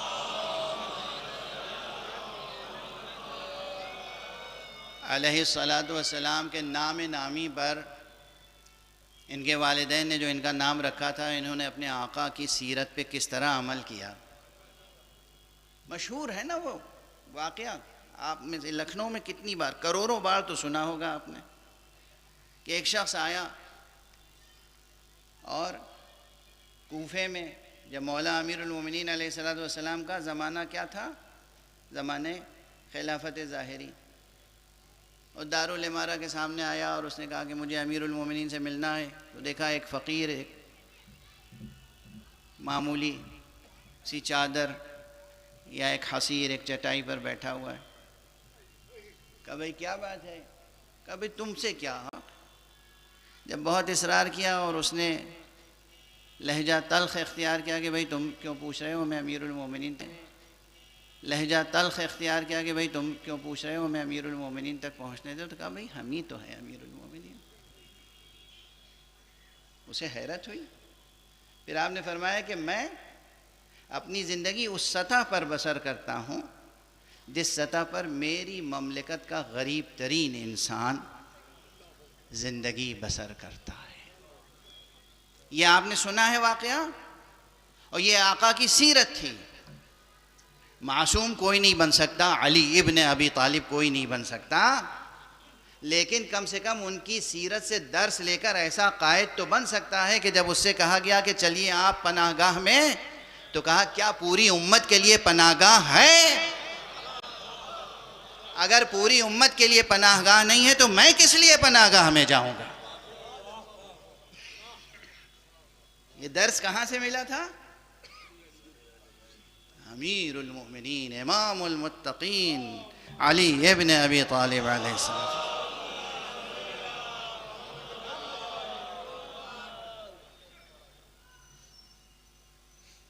لوگ ابھی نہ فلسفہ ولایت فقیہ سمجھے ہیں اور نہ شخصیت ولی فقیہ کو سمجھے ہیں۔ ابھی اس پر بہت گفتگو کی ضرورت ہے، مگر ایک مجلس میں سب کچھ عرض نہیں کیا جا سکتا، اور وہ بھی ایسی کیفیت میں جبکہ دل و دماغ پر غم کا پہاڑ ٹوٹا ہوا ہو۔ میں عرض کر رہا ہوں خدا کی قسم، ممبر سے عرض کر رہا ہوں خدا کی قسم، ان کی شخصیت ایسی تھی کہ ان کے رنگ رخ کے ذرا ذرا سے تغیر سے دقیق دقیق معانی روشن ہو جاتے تھے۔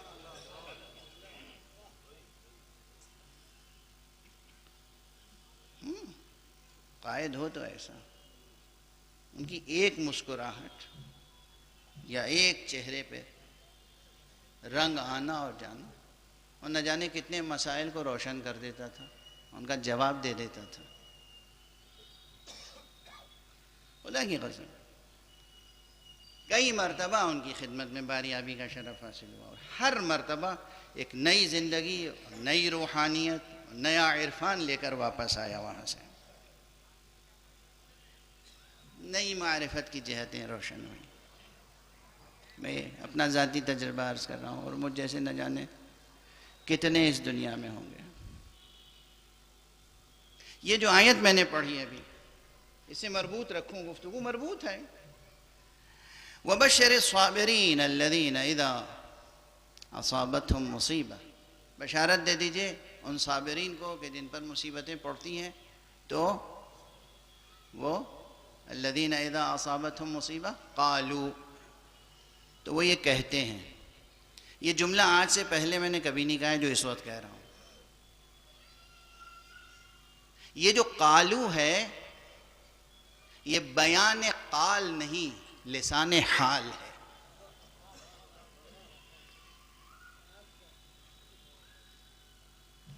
یعنی یہ صرف زبان سے کہنے والی بات نہیں ہے، یہ گفتار کی بات نہیں ہو رہی ہے یہاں کہ مصیبت پڑے، کسی پر بھی مصیبت پڑے تو وہ یہ کہہ دے انا للہ و انا الیہ راجعون، زبان سے کہہ دے تو اس کا یہ اجر ہے جو دوسری آیت میں بیان ہوا۔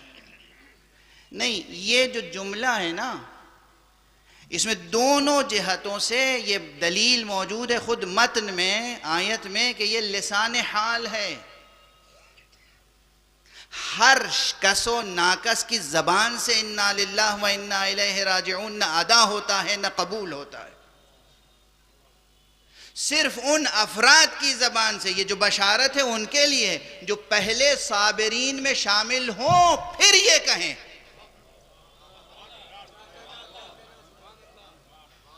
واضح ہوئی بات؟ سامنے کی بات ہے نا۔ وَبَشِّرِ الصَّابِرِينَ الَّذِينَ إِذَا أَصَابَتْهُمْ مُصِیبَةٌ قَالُوا، ان صبر کرنے والوں کو بشارت دیجئے جن پر مصیبت نازل ہوتی ہے تو وہ یہ کہتے ہیں۔ یعنی پہلے آپ کو صابرین کی صف میں شامل ہونا ہے، پھر زبان سے یہ جملہ ادا کرنا ہے۔ تو اصلاً یہ جملہ جو ہے وہ لسان حال ہے، صدائے حال ہے، صرف ایک مقال نہیں ہے، صرف ایک جملہ نہیں ہے کہ کہہ دیا۔ اگرچہ قرآنی فقرہ ہے، اور صرف قرآنی فقرہ نہیں ہے، یہ وہ قرآن ناطق کا جملہ ہے جسے قرآن صامت نے ہمیشہ کے لیے محفوظ کر دیا ہے۔ اکثر سنتے رہتے ہوں گے، میں بھی عرض کر چکا ہوں، مکرر عرض کر چکا ہوں، اسی لکھنؤ میں عرض کر چکا ہوں کہ یہ جملہ انا للہ و انا الیہ راجعون پہلے، سب سے پہلے زبان مبارک امیر المومنین علی ابن ابی طالب علیہ السلام سے ادا ہوا تھا۔ حضرت حق سبحانہ و تعالیٰ کو اتنا پسند آیا یہ جملہ کہ اسے داخل قرآن کر دیا۔ اب اگر کوئی یہ کہے، یعنی قند مکرر کے طور پہ عرض کر رہا ہوں، اگر کوئی یہ کہے کہ صاحب اس میں مبالغہ ہے اور یہ روایت ضعیف ہے اور یہ بات صحیح سند سے ثابت نہیں ہے کسی کے ہاں، تو میں عرض کروں کہ اس کی شہادت داخلی خود آیت میں موجود ہے۔ آیت میں یہ نہیں کہا جا رہا ہے کہ بشارت دیجئے صابروں کو اور ان سے یہ کہیے کہ وہ یہ کہیں، اور ہمارے یہاں قرآن مجید یہ دستور نہیں دے رہا ہے کہ جب مصیبت پڑے تو یہ کہیں، بلکہ قرآن مجید یہ کہہ رہا ہے بشارت ان صبر کرنے والوں کو دے دیجئے کہ جن پر مصیبت پڑتی ہے تو وہ یہ کہتے ہیں، اور کہتے ہیں تو ہم ترجمہ کر رہے ہیں کسی ادبی ضرورت سے، ورنہ قرآن مجید میں ہے قالو، یعنی بشارت دے دیجئے ان صبر کرنے والوں پر جن پر مصیبت پڑی تو انہوں نے یہ کہا۔ اور ہمارے آپ اب جب قرآن مجید خود کہہ رہا ہے کہ یہ کسی کا جملہ ہے تو مفسر پر لازم ہے کہ وہ بتائے کہ یہ کس کا جملہ ہے۔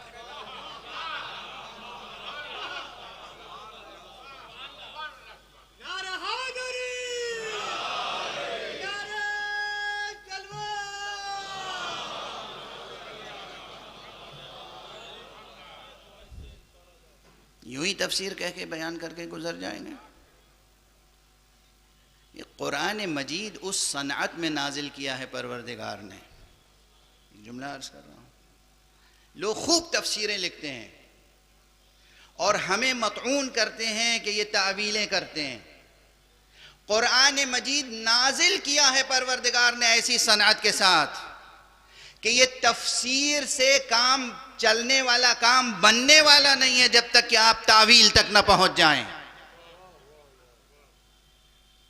کام نکلنے والا نہیں ہے اس طرح سے کہ آپ تفسیر بیان کر دیں اور بات بن جائے، نہیں۔ مثلا، اور یہ علم و عمل اور مفہوم و مصداق کا رشتہ، ایک جملہ عرض کر رہا ہوں، ظاہر ہے یہ اہل فکر کے لیے، قرآن مجید وہ کتاب ہے جس نے کہیں بھی صرف کوئی مفہوم نہیں پیش کیا ہے بغیر مصداق کے۔ جہاں جہاں مفہوم پیش کیا فوراً اسے مصداق سے جوڑ دیا۔ اب ظاہر ہے کہ اس کی مثال کے طور پر مانوس ترین مثال دے دوں نا، بزم میں علماء ہیں، دانشور ہیں، مفکرین ہیں، لیکن بزم میں وہ بھی ہیں جو اصطلاحاً عالم یا مفکر یا محقق یا مفسر نہیں ہیں، تو ان کے لیے وہ مثال دوں جو روزمرہ زندگی کی مثال ہے۔ اور روزمرہ زندگی میں آپ نماز پڑھتے ہیں اور نماز میں سورہ حمد کی تلاوت فرماتے ہیں۔ سورہ حمد میں صراط مستقیم کا تذکرہ تو ہے۔ صراط مستقیم ایک مفہوم ہے، فوراً اسے قرآن نے مصداق سے جوڑا۔ اہدنا الصراط المستقیم صراط الذین انعمت علیہم، ان شخصیتوں، ان ہستیوں، ان لوگوں کا راستہ جن پر تو نے اپنی نعمتیں نازل فرمائی۔ تو بات مفہوم سے مصداق تک پہنچ گئی۔ اب اگر کوئی مفسر تفسیر لکھے اور صرف لفظی تفسیر بیان کر کے گزر جائے، مصداق کی نشاندہی نہ کرے، تو تفسیر مکمل نہیں ہوگی بلکہ خیانت ہوگی۔ اللہ فرما رہا ہے ان لوگوں کا راستہ آپ لوگوں کا تذکرہ ہی نہ کریں تو یہ خیانت نہیں ہے؟ پیغام کو ادھورا پیش کرنا نہیں ہے، شخصیتوں کا بیان کرنا ضروری ہے۔ جیسے وہاں سورہ حمد میں پورے قرآن میں آپ تتبع کیجئے گا، ادھر کوئی بات ایسی آئی لیس البر ان تولوا وجوہکم قبل المشرق والمغرب، اور اس کے بعد کیا ہے؟ فوراً بر کی تعریف نہیں بیان کی گئی بلکہ بر کی تعریف بیان کی گئی۔ اب ظاہر ہے لکھنؤ ہے، ساکت ہو گیا مجمع، لیکن علماء جو ہیں وہ بر یعنی نیکی کے مفہوم کو قرآن مجید نے نہیں پیش کیا بلکہ نیک لوگوں کے کردار کی طرف متوجہ کیا۔ من آمن باللہ والیوم الاخر، وہ جو اللہ پر ایمان لائے، روز آخر پر ایمان لائے، اور یہ نیکی کرے اور وہ نیکی کرے اور نماز قائم کرے اور زکوٰۃ ادا کرے۔ فوراً مفہوم کو مصداق سے جوڑنا یہ قرآن مجید کی خاص صنعت ہے، تاکہ کبھی بھی کوئی یہ نہ کہہ سکے کہ قرآن کی عبارتیں کافی ہیں۔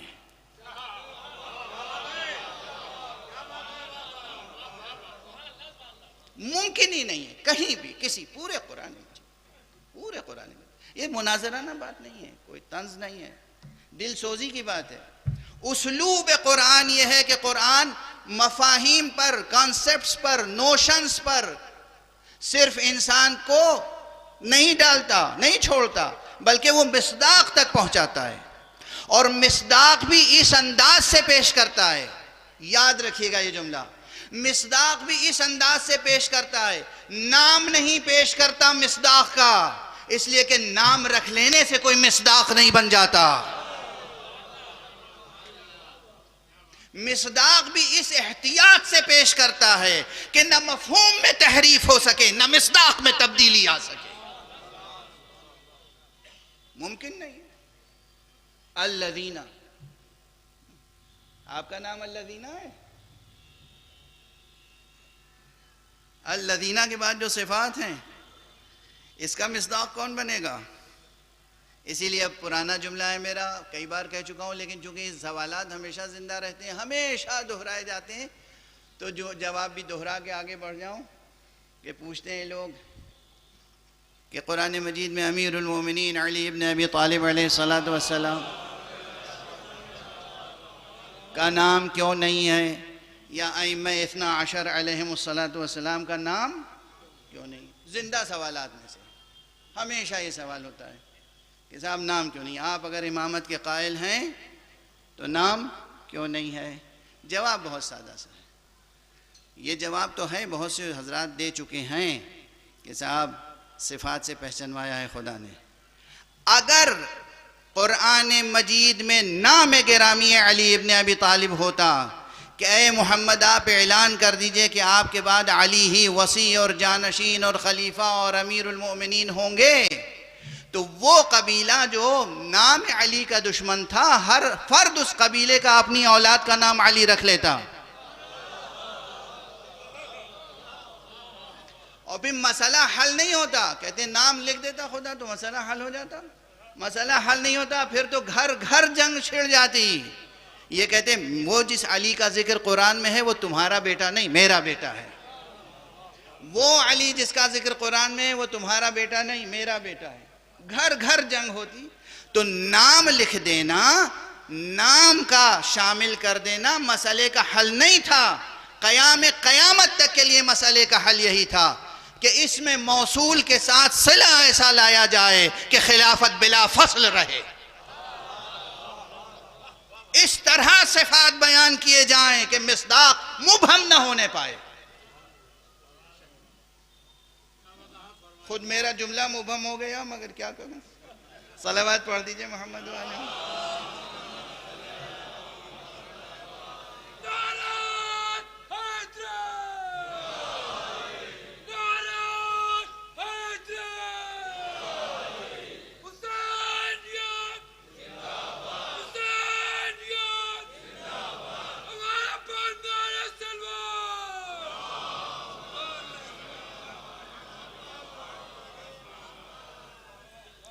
مقرر میں جو بات ایک بار پڑھ چکا ہوں اسے دوبارہ دہرانا نہیں چاہتا، لیکن اب یہ سوالات ایسے ہیں کہ ماشاءاللہ ہر طرف سے یوٹیوبرز ماشاءاللہ جو مناظرے باز پیدا ہو گئے ہیں وہ اور بھی قیامتیں ڈھا رہے ہیں.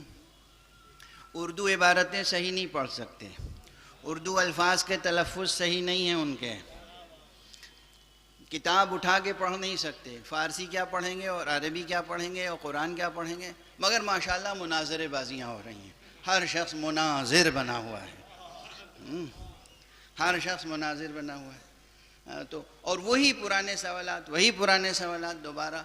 تو آپ مطمئن رہیں کہ یہ جو دین ہے، یہ جو مذہب ہے محمد و آل محمد علیہ السلام، یہ ایسے ٹھوس اصولوں پر ہے جو قرآنی ہیں، وجدانی ہیں، برہانی ہیں، حقیقی ہیں. ان میں کسی شک اور شبہ کی گنجائش نہیں ہے. ابھی میں امت واحدہ کی بات کر رہا تھا، اگر اجازت ہو تو ایک جملہ عرض کر دوں. اس مجمع میں بہت سے برادران اہل سنت حضرات تشریف فرمائے، بہت سے اہل سنت. اسلام ایک ہی ہے، دین ایک ہے، اور مذہب محمد و آل محمد بھی ایک ہے.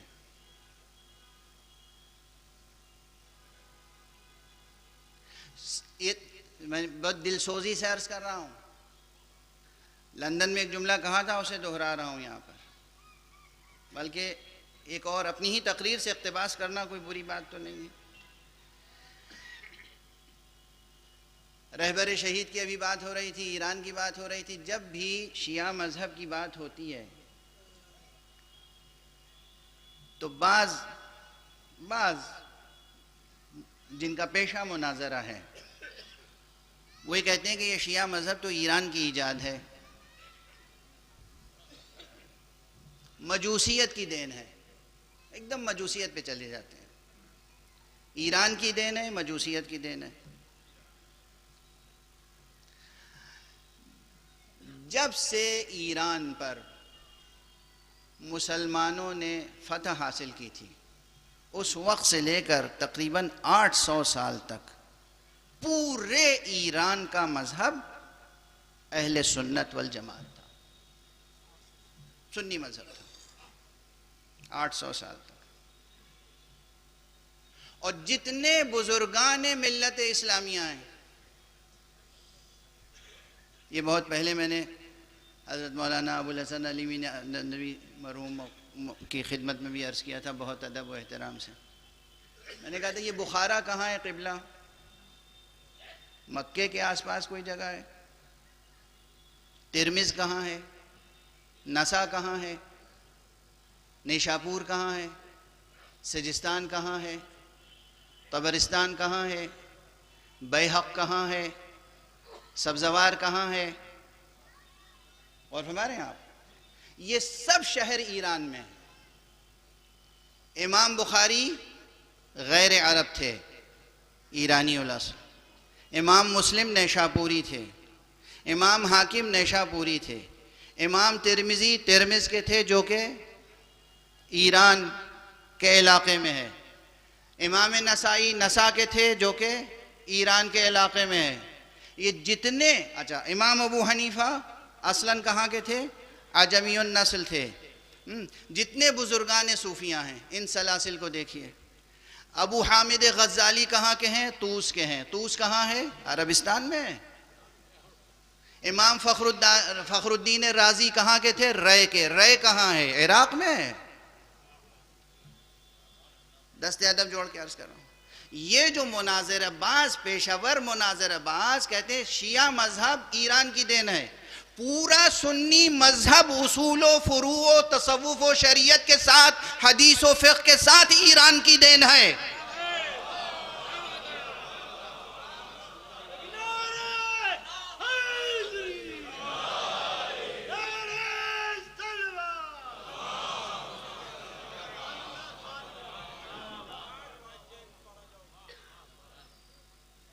بھائی بخارا کہاں ہے؟ گوگل میں سرچ کیجئے. ترمز کہاں ہے؟ سرچ کیجئے. نسا کہاں ہے؟ نسائی امام نسائی امام ترمزی. ترمز کہاں ہے؟ عربستان میں. سعودی عربیہ میں ہے ترمز. نسا کہاں ہے؟ سعودی میں ہے. نیشاپور کہاں ہے؟ حجاز میں ہے. بخارا کہاں ہے؟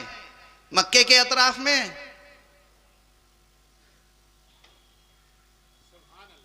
فقہ کے تمام فقہا. بیحق کہاں ہے؟ سبزوار کے قریب بیحق ہے. سبزوار کہاں ہے؟ سبزوار کہاں ہے؟ یمن میں؟ عراق میں؟ جتنے بڑے محدثین ہیں خاص طور سے یہ دو ستون بخاری اور مسلم. بخاری بخارا کے، مسلم نیشاپور کے. نیشاپور کہاں ہے؟ سن رہے ہیں سب لوگ؟ یہ تو 800 برس کے بعد جتنے تصوف کے سلسلے ہیں. اب یہ بحث ابھی نہیں چھیڑوں گا کہ بعض حضرات کہتے ہیں کہ تصوف بالکل الگ پیرالل ایک دین ہے یا نہیں ہے. تصوف کی کیا قدر و قیمت ہے اس پہ ابھی بحث نہیں ہو رہی ہے. میں صوفیاء کرام کا بھی احترام کرتا ہوں، تصوف کے سلسلوں کا احترام کرتا ہوں، لیکن کوئی ایک سلسلہ بتا دیجئے کہ جو خالص عربی ہو.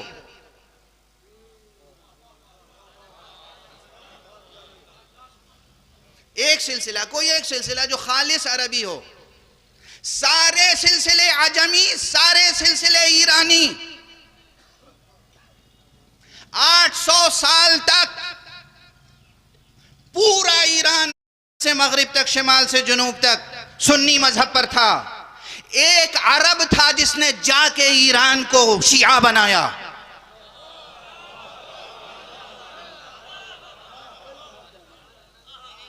ایک عرب تھا جس کا نام ہے علامہ حلی.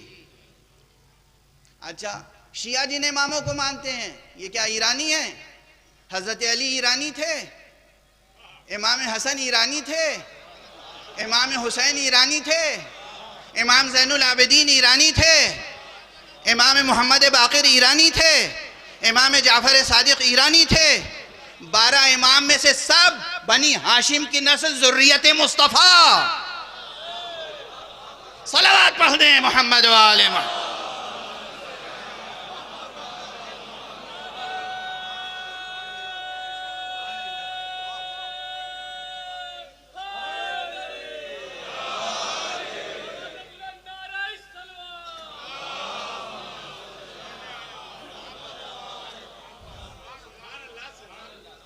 مسلسل پروپیگنڈا ہے کہ شیعہ مذہب کا تعلق ایران سے ہے اور مجوسی ہیں یہ، اور مجوسیت و مجوسیت و مجوسیت و مجوسیت.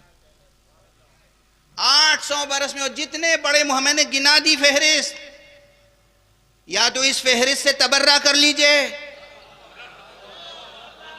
یا آج سے یہ کہنا چھوڑ دیجئے کہ شیعہ مذہب ایران کی دین ہے. پورا سنی مذہب شروع سے آخر تک، اصول، فقہ، حدیث، تصوف، سب ایران کی دین ہے. اور شیعہ مذہب از اول تا آخر خالص عربی ہے، ہاشمی ہے، محمدی ہے، مدنی ہے، مکی ہے، حجازی.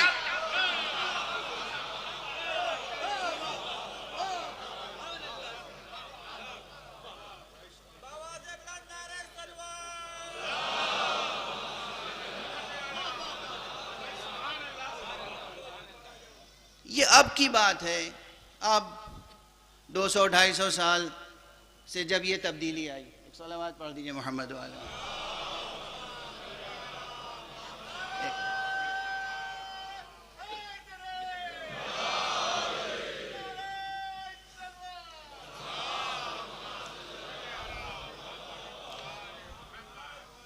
اب ایک جملہ اور کہوں. اب جو جملوں میں فاصلے ہیں نا، وہ فاصلے آپ خود پورے کر لیجئے. آپ کی فراست ایمانی اور آپ کی ذہانت علمی.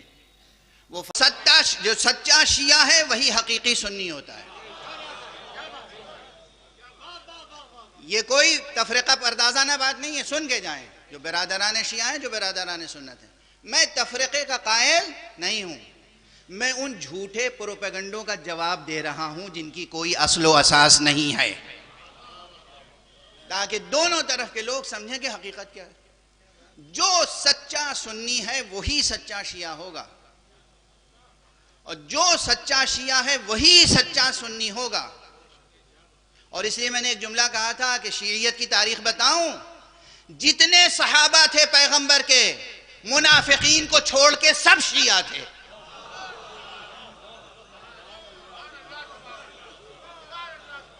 جتنے صحابہ تھے سب شیعہ تھے، منافقین کو چھوڑ کر جتنے اصحاب پیغمبر تھے سب شیعہ تھے. استدلال کے ساتھ عرض کروں گا، سیمینار منعقد کر لیجئے، ہفتے بھر کا، 10 دن کا، مہینے بھر کا سیمینار. جس کا جی چاہے مناظرہ کر لے، جس کا جی چاہے مباہلہ کر لے.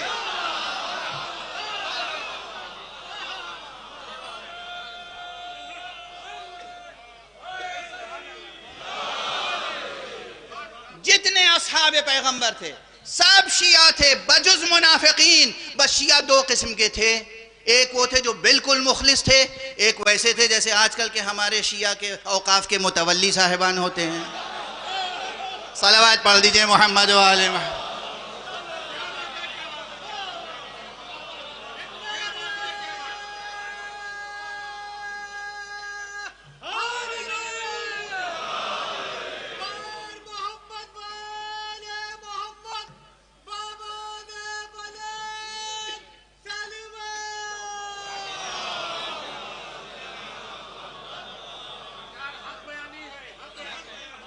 دو طرح کے شیعہ تھے.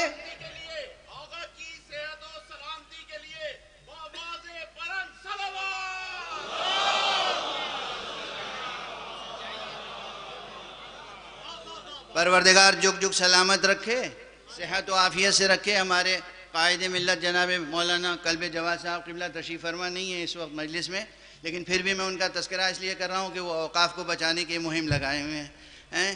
خدا انہیں کامیابی عطا فرمائے. میرا جملہ یاد رکھیے گا, جتنے اصحاب پیغمبر تھے سب شیعہ تھے بجز منافقین. بس شیعہ دو طرح کے تھے, ایک وہ جو مخلص تھے, جان بھی نثار کر دیتے تھے مولا کے اشارے پر. ایک وہ تھے جو زندگی بھر جب مشکل پڑتی تھی مولا علی کو پکارتے تھے, مگر جو مولا کی چیز تھی, ملکیت تھی, اسے ہضم کر جاتے تھے.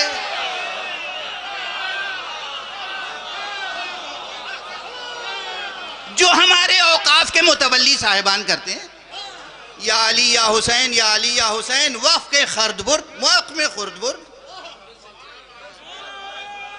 صلوات پڑھ دیجئے محمد والا. بس بس بس بس ختم ہو گئی بات, آگے بات پہنچ گئی, واضح ہو رہی ہے بات. بھئی کوئی اس میں بحث, یہ علمی بحث, یہ صرف یہ مقررانہ اور خطیبانہ جملہ نہیں ہے صرف. اس میں تاریخ ہے, تہذیب ہے, ثقافت ہے, شریعت کے قوانین ہیں, اس میں بہت کچھ ہے جو میں نے عرض کر دیا. اچھا, اب جب صحابہ کی بھی فہرست دیکھیے گا کہ صحابہ میں بھئی صحابہ تھے, انہوں نے تو کہہ دیا سب شیعہ تھے, تو اس میں زیادہ تر عجمی رہے ہوں گے؟ جی نہیں. جو ان تمام صحابہ میں سب سے بڑے شیعہ کہلاتے تھے وہ چار تھے, جناب سلمان, جناب ابو ذر, جناب مقداد, جناب عمار. ایک ایرانی تھا, باقی سب عرب. واضح ہے نا؟ یہ باتیں کہ یہ ایرانی ہیں اور وہ تورانی ہیں اور وہ ترکی ہیں اور وہ حجازی ہیں, یہ چھوڑ دیں. اصل دین کو پہچانیں, حق کو پہچانیں اور اس سے وابستہ ہو جائیں. اور یہ یاد رکھیے, خدا کی قسم, قرآن کی قسم, مقام ختم نبوت کی قسم, جو سچا شیعہ ہوگا وہی سچا سنی ہوگا, جو سچا سنی ہوگا وہی سچا شیعہ ہوگا. کسی تفرقے کی گنجائش نہیں ہے. اللہ ایک ہے, محمد رسول اللہ صلی اللہ علیہ وآلہ وسلم ایک ہے, مولا بھی سب کا ایک ہے. اہل سنت بھی یہ اس روایت کی تردید نہیں کر سکتے, من کنت مولا فہذا علی مولا, تردید نہیں کر سکتے. بہرحال بات بڑھتی چلی گئی. بات میں عرض کر رہا تھا کہ یہ قرآن مجید وہ ہے کہ جس نے مفاہیم صرف نہیں پیش کیے, کانسیپٹس, تھیوریز, آئیڈیالوجیز نہیں, مفہوم پیش کیا, فوراً بلا فصل مصداق کے سے گفتگو جوڑ دی. تو قرآن مجید اس وقت تک نہیں سمجھا جا سکتا جب تک کہ مصداق اور مفہوم کو ساتھ ساتھ نہ رکھیں. اور مصداق بھی اس طرح پیش کیا کہ آپ مصداق کو بدل نہیں سکتے. ایک جملہ اور عرض کر لوں, بات نام کی تھی. ارے نام بھی بعض حضرات ضرورتوں سے بدل دیتے ہیں, نام بدلے جا سکتے ہیں, کردار نہیں بدلا جا سکتا. سیرت نہیں بدلتی, اوصاف نہیں بدلتے, نام تو بدلے جا سکتے ہیں, اور نام ایک سے زیادہ بھی رکھے جا سکتے ہیں, اچھے سینس میں بھی برے سینس میں بھی, دونوں طرح سے. ہاں, جس میں مثلا زیادہ خرابیاں ہوں اس کے کتنے نام رکھے جا سکتے ہیں؟ اب بتائیے, ڈونلڈ ٹرمپ کے کتنے نام رکھے جا سکتے ہیں؟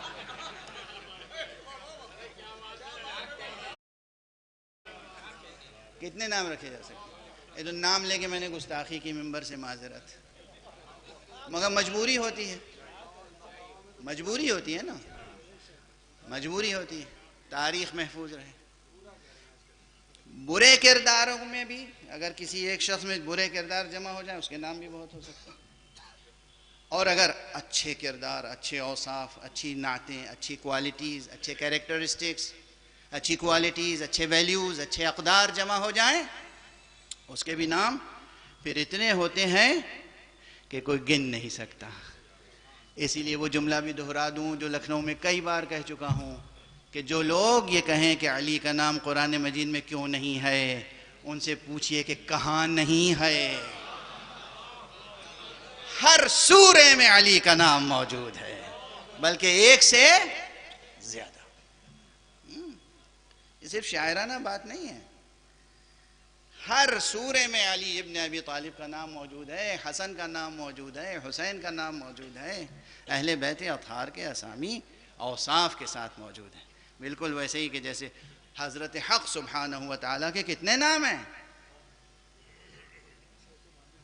اللہ کے کتنے نام ہیں؟ بہت نام ہیں، کوئی گن نہیں سکتا، کوئی شمار نہیں کر سکتا، کوئی احصاء نہیں کر سکتا۔ پروردگار کے اسامی، اسماء حسنہ، اسماء عظمیٰ، کوئی ان کا شمار نہیں کر سکتا۔ یہ تو 99 ناموں کی ایک مختصر سی فہرست ہے جو اسماء حسنہ والی حدیث میں موجود ہے۔ خود اصول کافی میں ایک حدیث موجود ہے، امام جعفر صادق علیہ السلام سے کسی نے پوچھا کہ اللہ کے کتنے نام ہیں، تو آپ نے فرمایا 4000 نام ہیں، اور یہ 4000 برسبیل حصر نہیں ہے کہ 4000 ہی ہے، 4000 بیان کثرت کے لیے ہے، یعنی اللہ کے بہت نام ہیں۔ آپ جو دعائے جوشن کبیر پڑھتے ہیں اس میں کتنے نام ہیں؟ دعائے جوشن کبیر کے ساتھ اگر دعائے مشلول پڑھ لیں اس میں اللہ کے کتنے نام ہیں؟ اس کثرت کے باوجود کسی ایک نام سے بھی حقیقی، وجودی، قلبی، وجدانی وابستگی ہو جائے تو آپ کی ذات حق سے وابستگی ہو جائے گی۔ بالکل ایسے ہی چہاردہ معصومین کے انوار ہیں، ان میں سے کسی ایک سے بھی وابستگی ہو جائے تو حق سے وابستگی ہو جائے گی۔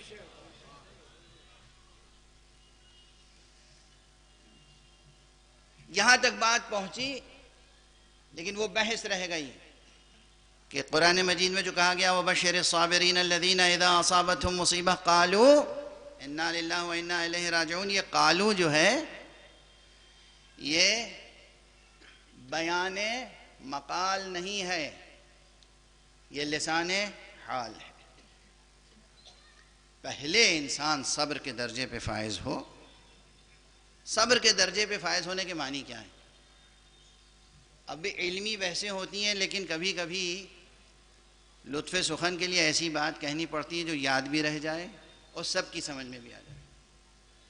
اب اگر صبر کی تفسیر بیان کروں تو وقت تو گزر چکا ہے۔ صبر کی علامتوں میں سے ایک علامت کم سے کم یہ ہے، صبر کی علامت، کہ کتنی ہی گھمسان کی جنگ ہو رہی ہو، میدان چھوڑ کے صابر کو بھاگنا نہیں چاہیے۔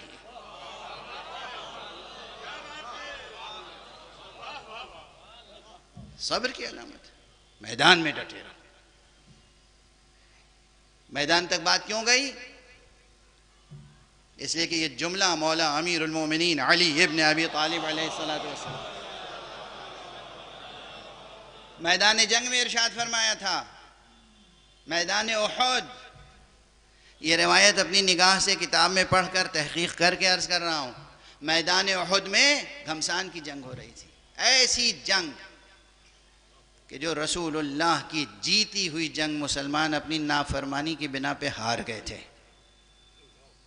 اور کیا کیا نقصانات ہوئے ہیں جنگ احد میں؟ سب سے بڑا نقصان یہ تھا کہ وہ شخصیت جو مولا علی سے پہلے جس کا لقب اسد اللہ تھا، اسد اللہ و اسد رسولہ، ان کی شہادت ہوئی۔ دشمن نے حضرت علی کے قریب آ کر کہا حمزہ قتل کر دیے گئے۔ کہنے کا مقصد کیا تھا؟ کہنے کا مقصد یہ تھا کہ ہمت ٹوٹ جائے۔ آپ نے سنا رفتار میں ایک ذرا سی خفت بھی نہیں آئی۔ اسے کہتے ہیں صبر، اسے کہتے ہیں تحیّو، اسے کہتے ہیں عشق الہی، اسے کہتے ہیں یہ شعور کہ ہم خدا کی راہ میں جنگ کر رہے ہیں، اسے کہتے ہیں وہ مرتبہ یقین کہ جہاں معلوم ہوتا ہے کہ یہ زندگی جسے ہم زندگی سمجھ رہے ہیں یہ کچھ نہیں ہے، اصل زندگی وہی ہے جو عند اللہ ہے۔ وہ زندگی اصلی زندگی ہے. اس پر کمال یقین کی علامت یہ ہے کہ سنا حمزہ شہید ہو گئے. اس نے کہا کس لیے تھا؟ تاکہ امیر المومنین ٹھہر جائیں، ٹھٹک جائیں، رک جائیں، اٹھا ہوا ہاتھ نیچے آ جائے، رک جائے. سنا وہ کہا انا للہ و انا الیہ راجعون. ارے ہمیں حمزہ چچا کی شہادت کی اطلاع دے رہے ہو، ہم تو خدا کے ہیں اور خدا ہی کی طرف جا رہے ہیں. توجہ. اس نازک اور عظیم موقع پر علی ابن ابی طالب کی زبان مبارک سے یہ جملہ نکلا اور حضرت حق کو اتنا پسند آیا کہ فوراً قرآن ناطق کا جملہ قرآن صامت میں ہمیشہ کے لیے محفوظ ہو گیا. دلیل خود قرآن مجید میں. جناب مسلم عقیل پہلے شہید ہو گئے تھے کوفے جا کر. انہیں کس کے ساتھ شمار کرتے ہیں؟ حضرت سید الشہداء کے ساتھ شمار کرتے ہیں. آج اگر کوئی شخص امام زمانہ پر کامل یقین رکھتا ہے اور اسلام کی خاطر جنگ و جہاد کر رہا ہے اور شہید ہو رہا ہے تو وہ امام زمانہ کے ساتھ شہید ہونے والے کے قدموں میں شہید ہونے والوں میں شمار ہوگا یا نہیں ہوگا؟ بشرطے کہ معرفت بھی ہو اور یقین بھی. حادثاتی کوئی موت نہیں تھی نا، یہ اتفاقی موت تو نہیں تھی، سوچی سمجھی قربانی تھی. سوچی سمجھی. یہ وہ کون ہے؟ لوگ کہتے ہیں کہ صاحب امام زمانہ کا تصور زیر بحث لاتے ہیں.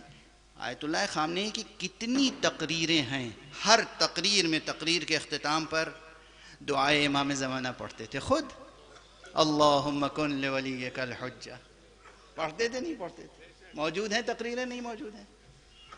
جو شخص خود امام زمانہ کی دعا پڑھ رہا ہو اس کے تعلق سے سوالات قائم کیے جا سکتے ہیں. کس کے وفادار ہیں آپ؟ کس کی خاطر کام کر رہے ہیں؟ وہ کون سے مذہب پہ عمل کر رہے ہیں؟ دیکھیے تاریخ میں بہت سی قربانیاں ضائع ہوئیں، اس قربانی کو ضائع نہ ہونے دیجیے گا. اسی لیے جیسے ہی خبر آئی تھی تو بلبلا کے میرے زبان سے ایک جملہ نکلا تھا.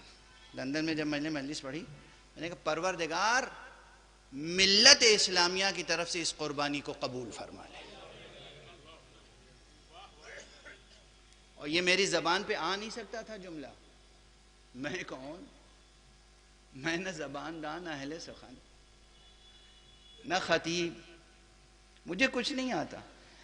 یہ جملہ زبان پر آیا اس لیے کہ ذہن میں ایک اور جملہ تھا اور وہ جملہ کربلا میں گونجا تھا. جب حضرت سید الشہداء کی شہادت ہوئی تو کوئی بی بی تھی نا جس نے کیا جملہ ادا کیا تھا؟ پروردگار ہم اہل بیت مصطفیٰ کی طرف سے یہ قربانی قبول کر لے. اجرکم علی اللہ، اجرکم علی اللہ. وہ بی بی جناب زینب تھی، وہ ثانیہ زہرا تھی، وہ ثانیہ زہرا تھی، وہ بی بی جناب زینب تھی جنہوں نے کہا پروردگار اللہم تقبل منا هذا القربان. اے پروردگار ہم اہل بیت مصطفیٰ کی طرف سے یہ قربانی قبول فرما لے. ہم اہل بیت مصطفیٰ کی بات نہیں کر رہے ہیں، وہ تو خود فرزندان زہرا میں سے تھے. میں امت کی بات کر رہا ہوں. پروردگار امت اسلامیہ کی طرف سے اس عظیم قربانی کو قبول فرما. بس بہت سی باتیں رہ گئیں، بہت سی باتیں پڑھنے کا جی چاہ رہا تھا، مگر جس عزیز کے ایصال ثواب کے عنوان سے مجلس قائم ہوئی، ایک جوان تھا، ابھی کیا عمر تھی، جوان تھا. اس کی جوانی کی رعایت سے بہت سے تذکرے کرنا چاہتا تھا کہ اہل بیت کے گھرانے کے جوانوں نے کیا کیا کارنامے انجام دیے. لیکن اب مجلس تمام ہو چکی. بس ایک جملہ عرض کرنا چاہتا ہوں. ماں کو بھی پرسہ دینا ہے، باپ کو بھی پرسہ دینا ہے، عزیزوں کو پرسہ دینا ہے. آپ کو پرسہ دینے کے لیے ہمارے پاس بہت کچھ ہے. کربلا میں دیکھیے کتنے جوانوں کی شہادت ہوئی.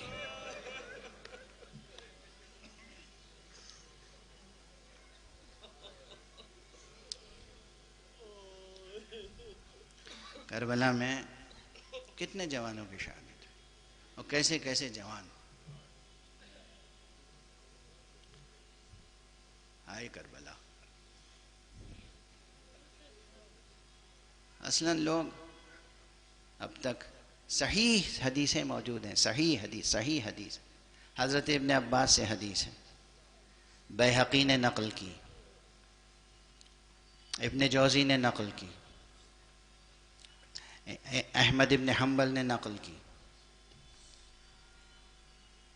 کہ جناب ابن عباس نے خواب میں دیکھا. دوسری صحیح السند حدیث موجود ہے، جناب ام سلمہ نے خواب میں دیکھا. کس کو؟ پیغمبر کو. کیا دیکھا؟ کہ آپ کے سر مبارک پہ غبار ہے، محاسن غبار آلود، آنکھوں میں آنسو، زلفوں میں خاک، پیغمبر کے زلفوں میں خاک. جناب ابن عباس نے پوچھا جناب یا رسول اللہ یہ کیا کیفیت ہے؟ فرمایا کہ میں کربلا سے آ رہا ہوں، میں قطرہ قطرہ لہو جمع کر رہا تھا. تڑپ گئے آپ اتنا سا جملہ سن کر. فرمایا میں قطرہ قطرہ لہو جمع کر رہا تھا شہیدوں کا. اگر چشم بصیرت وا کر کے دیکھیں تو کوئی تعجب کی بات نہیں ہے کہ یہاں کوئی دکھیاری ماں آپ کے قطرہ قطرہ آنسو جمع کر رہی.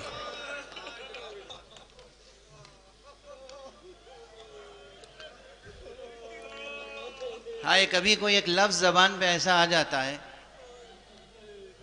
کہ پھر ذہن میں نہ جانے کیا کیا مناظر اور آنکھوں میں کیا کیا مناظر آ جاتے ہیں. یہ جو میں نے کہا کہ رسول اللہ قطرہ قطرہ لہو جمع کر رہے تھے تو اس پر یہ منظر نگاہوں کے سامنے آ گیا کہ ہائے حسین کربلا میں کتنے جوانوں کے ٹکڑے ٹکڑے لاشیں جمع کر رہے.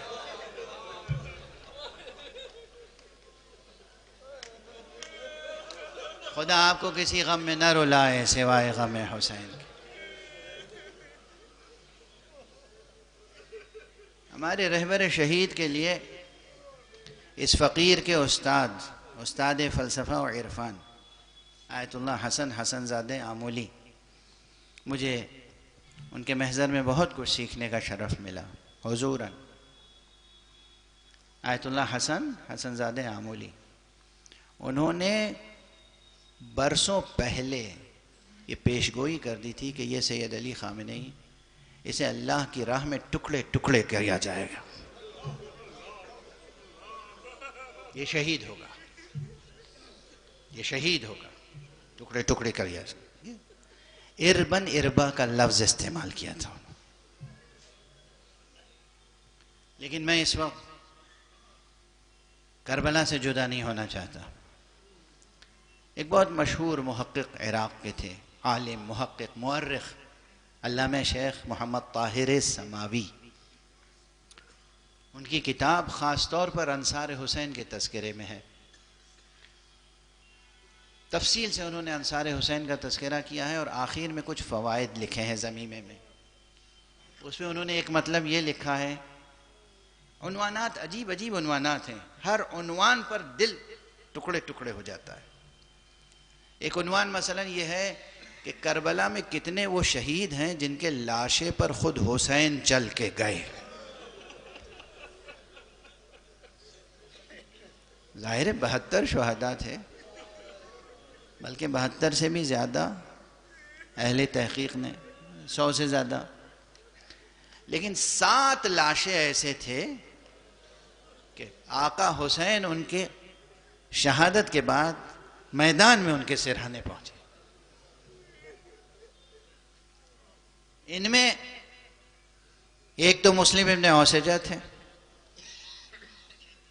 ایک حبیب ابن مظاہر تھے. ہر لاش پر پہنچ کر کچھ فرمایا ہے آپ نے، میں وہ وقت نہیں ہے کہ عرض کروں. زہیر تھے، حر تھے، لیکن ان میں 3 لاشیں ایسے تھے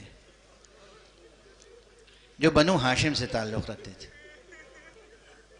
ایک قاسم تھے جن کے لاشے پہ آپ خود گئے.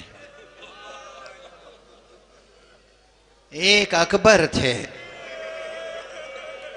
جن کے لاشے پہ آپ خود گئے. ایک جناب ابو الفضل العباس تھے.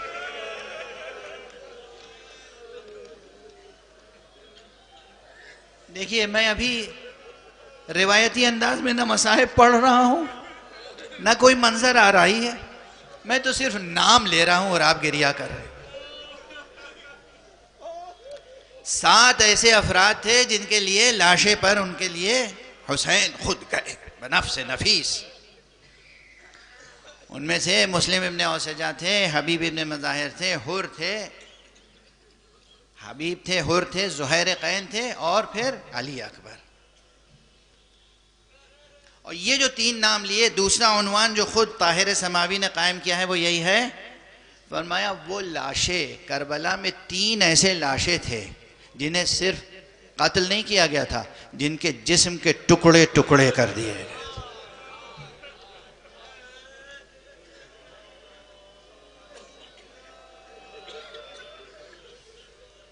ان میں سے ایک قاسم تھے، ایک علی اکبر تھے، اور ایک عباس. یہ میں جیسے فہرست وار مطالب عرض کر رہا ہوں اور آپ گریہ کر رہے ہیں. کوئی نہ اس میں مبالغہ ہے نہ کوئی سخن آرائی. ہاں، کیا شقی تھے، کیا شقی تھے، کیا ظالم تھے جنہیں پاس و لحاظ بھی نہ تھا کہ علی اکبر شبیہ پیغمبر ہیں.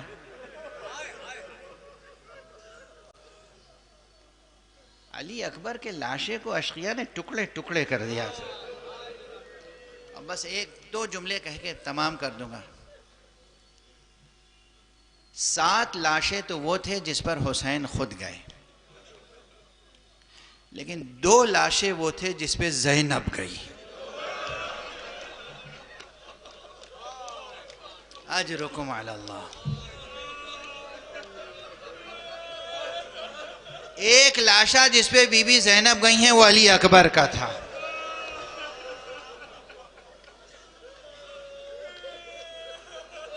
اور دوسرا لاشا جس پہ جناب زینب گئی وہ خود جناب سید الشہداء کا تھا.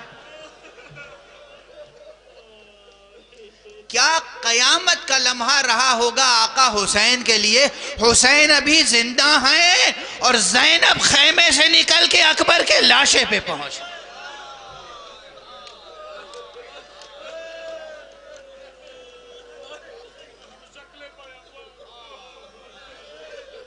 کیا قیامت کی گھڑی حسین پہ تھی. ابھی حسین زندہ ہیں اور بی بی زینب نکل کے خیمے سے اس لاشے تک پہنچی جو علی اکبر کا لاش ہے. گرا دیا بی بی نے اپنے کو لاش، خوب گریہ کیا، یہاں تک کہ حسین نے اٹھایا. بہن زینب خیمے میں جاؤ، ابھی بھائی زندہ ہے. دوسرا لاشا جس پر بی بی گئی ہیں وہ خود سرکار سید الشہداء کا لاشا ہے. اور کس انداز سے گئی. تاریخ میں جو مناظر ہیں تفصیل سے نہیں پڑھے جاتے ہیں، نہیں پڑھے جا سکتے، کلیجہ پھٹ جاتا ہے. کس میں طاقت ہے جو پڑھے. روایتیں یہ ہیں کہ جناب زینب گئیں، جناب زینب کے پیچھے پیچھے تمام بیبیاں گئیں اس نشیب میں. کس نشیب میں؟ کس نشیب میں؟ کس نشیب میں؟ جملہ عرض کروں. اب ظاہری منظر اور باطنی منظر دونوں کو جمع کر کے عرض کر رہا ہوں. اس نشیب میں جہاں ماں کی آغوش میں بیٹا ذبح کیا جا رہا تھا.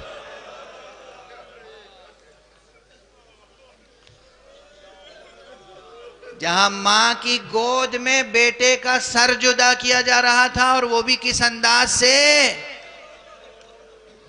ظلم اپنی جگہ ہوتا ہے، ستم اپنی جگہ ہوتا ہے، بعض انداز ایسے ہیں جن پر اہل بیت نے خصوصیت سے توجہ دلائی ہے.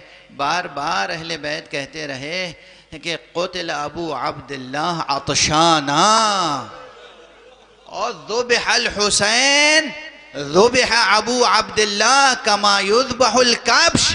ارے میرے جد حسین پیاسے شہید ہوئے اور انہیں اس طرح ذبح کیا گیا جیسے گوسفند ذبح کر دیا جائے.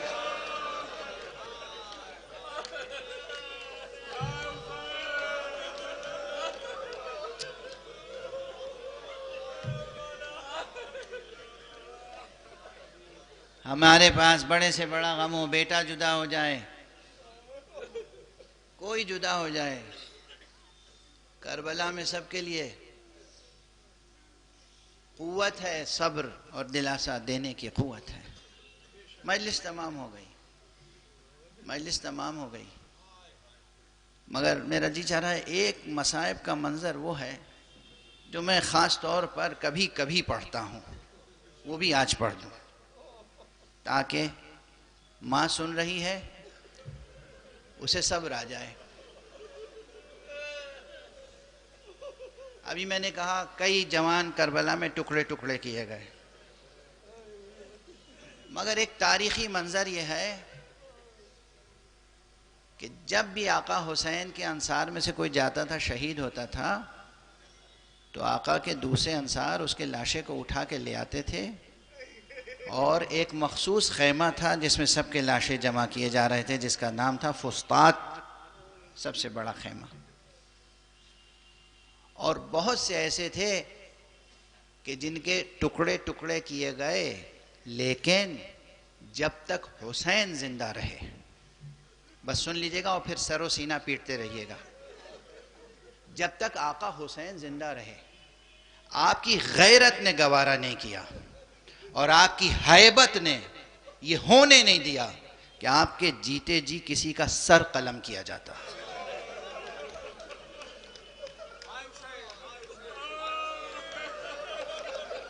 خواتین سن لیں اور پھر گریا کریں.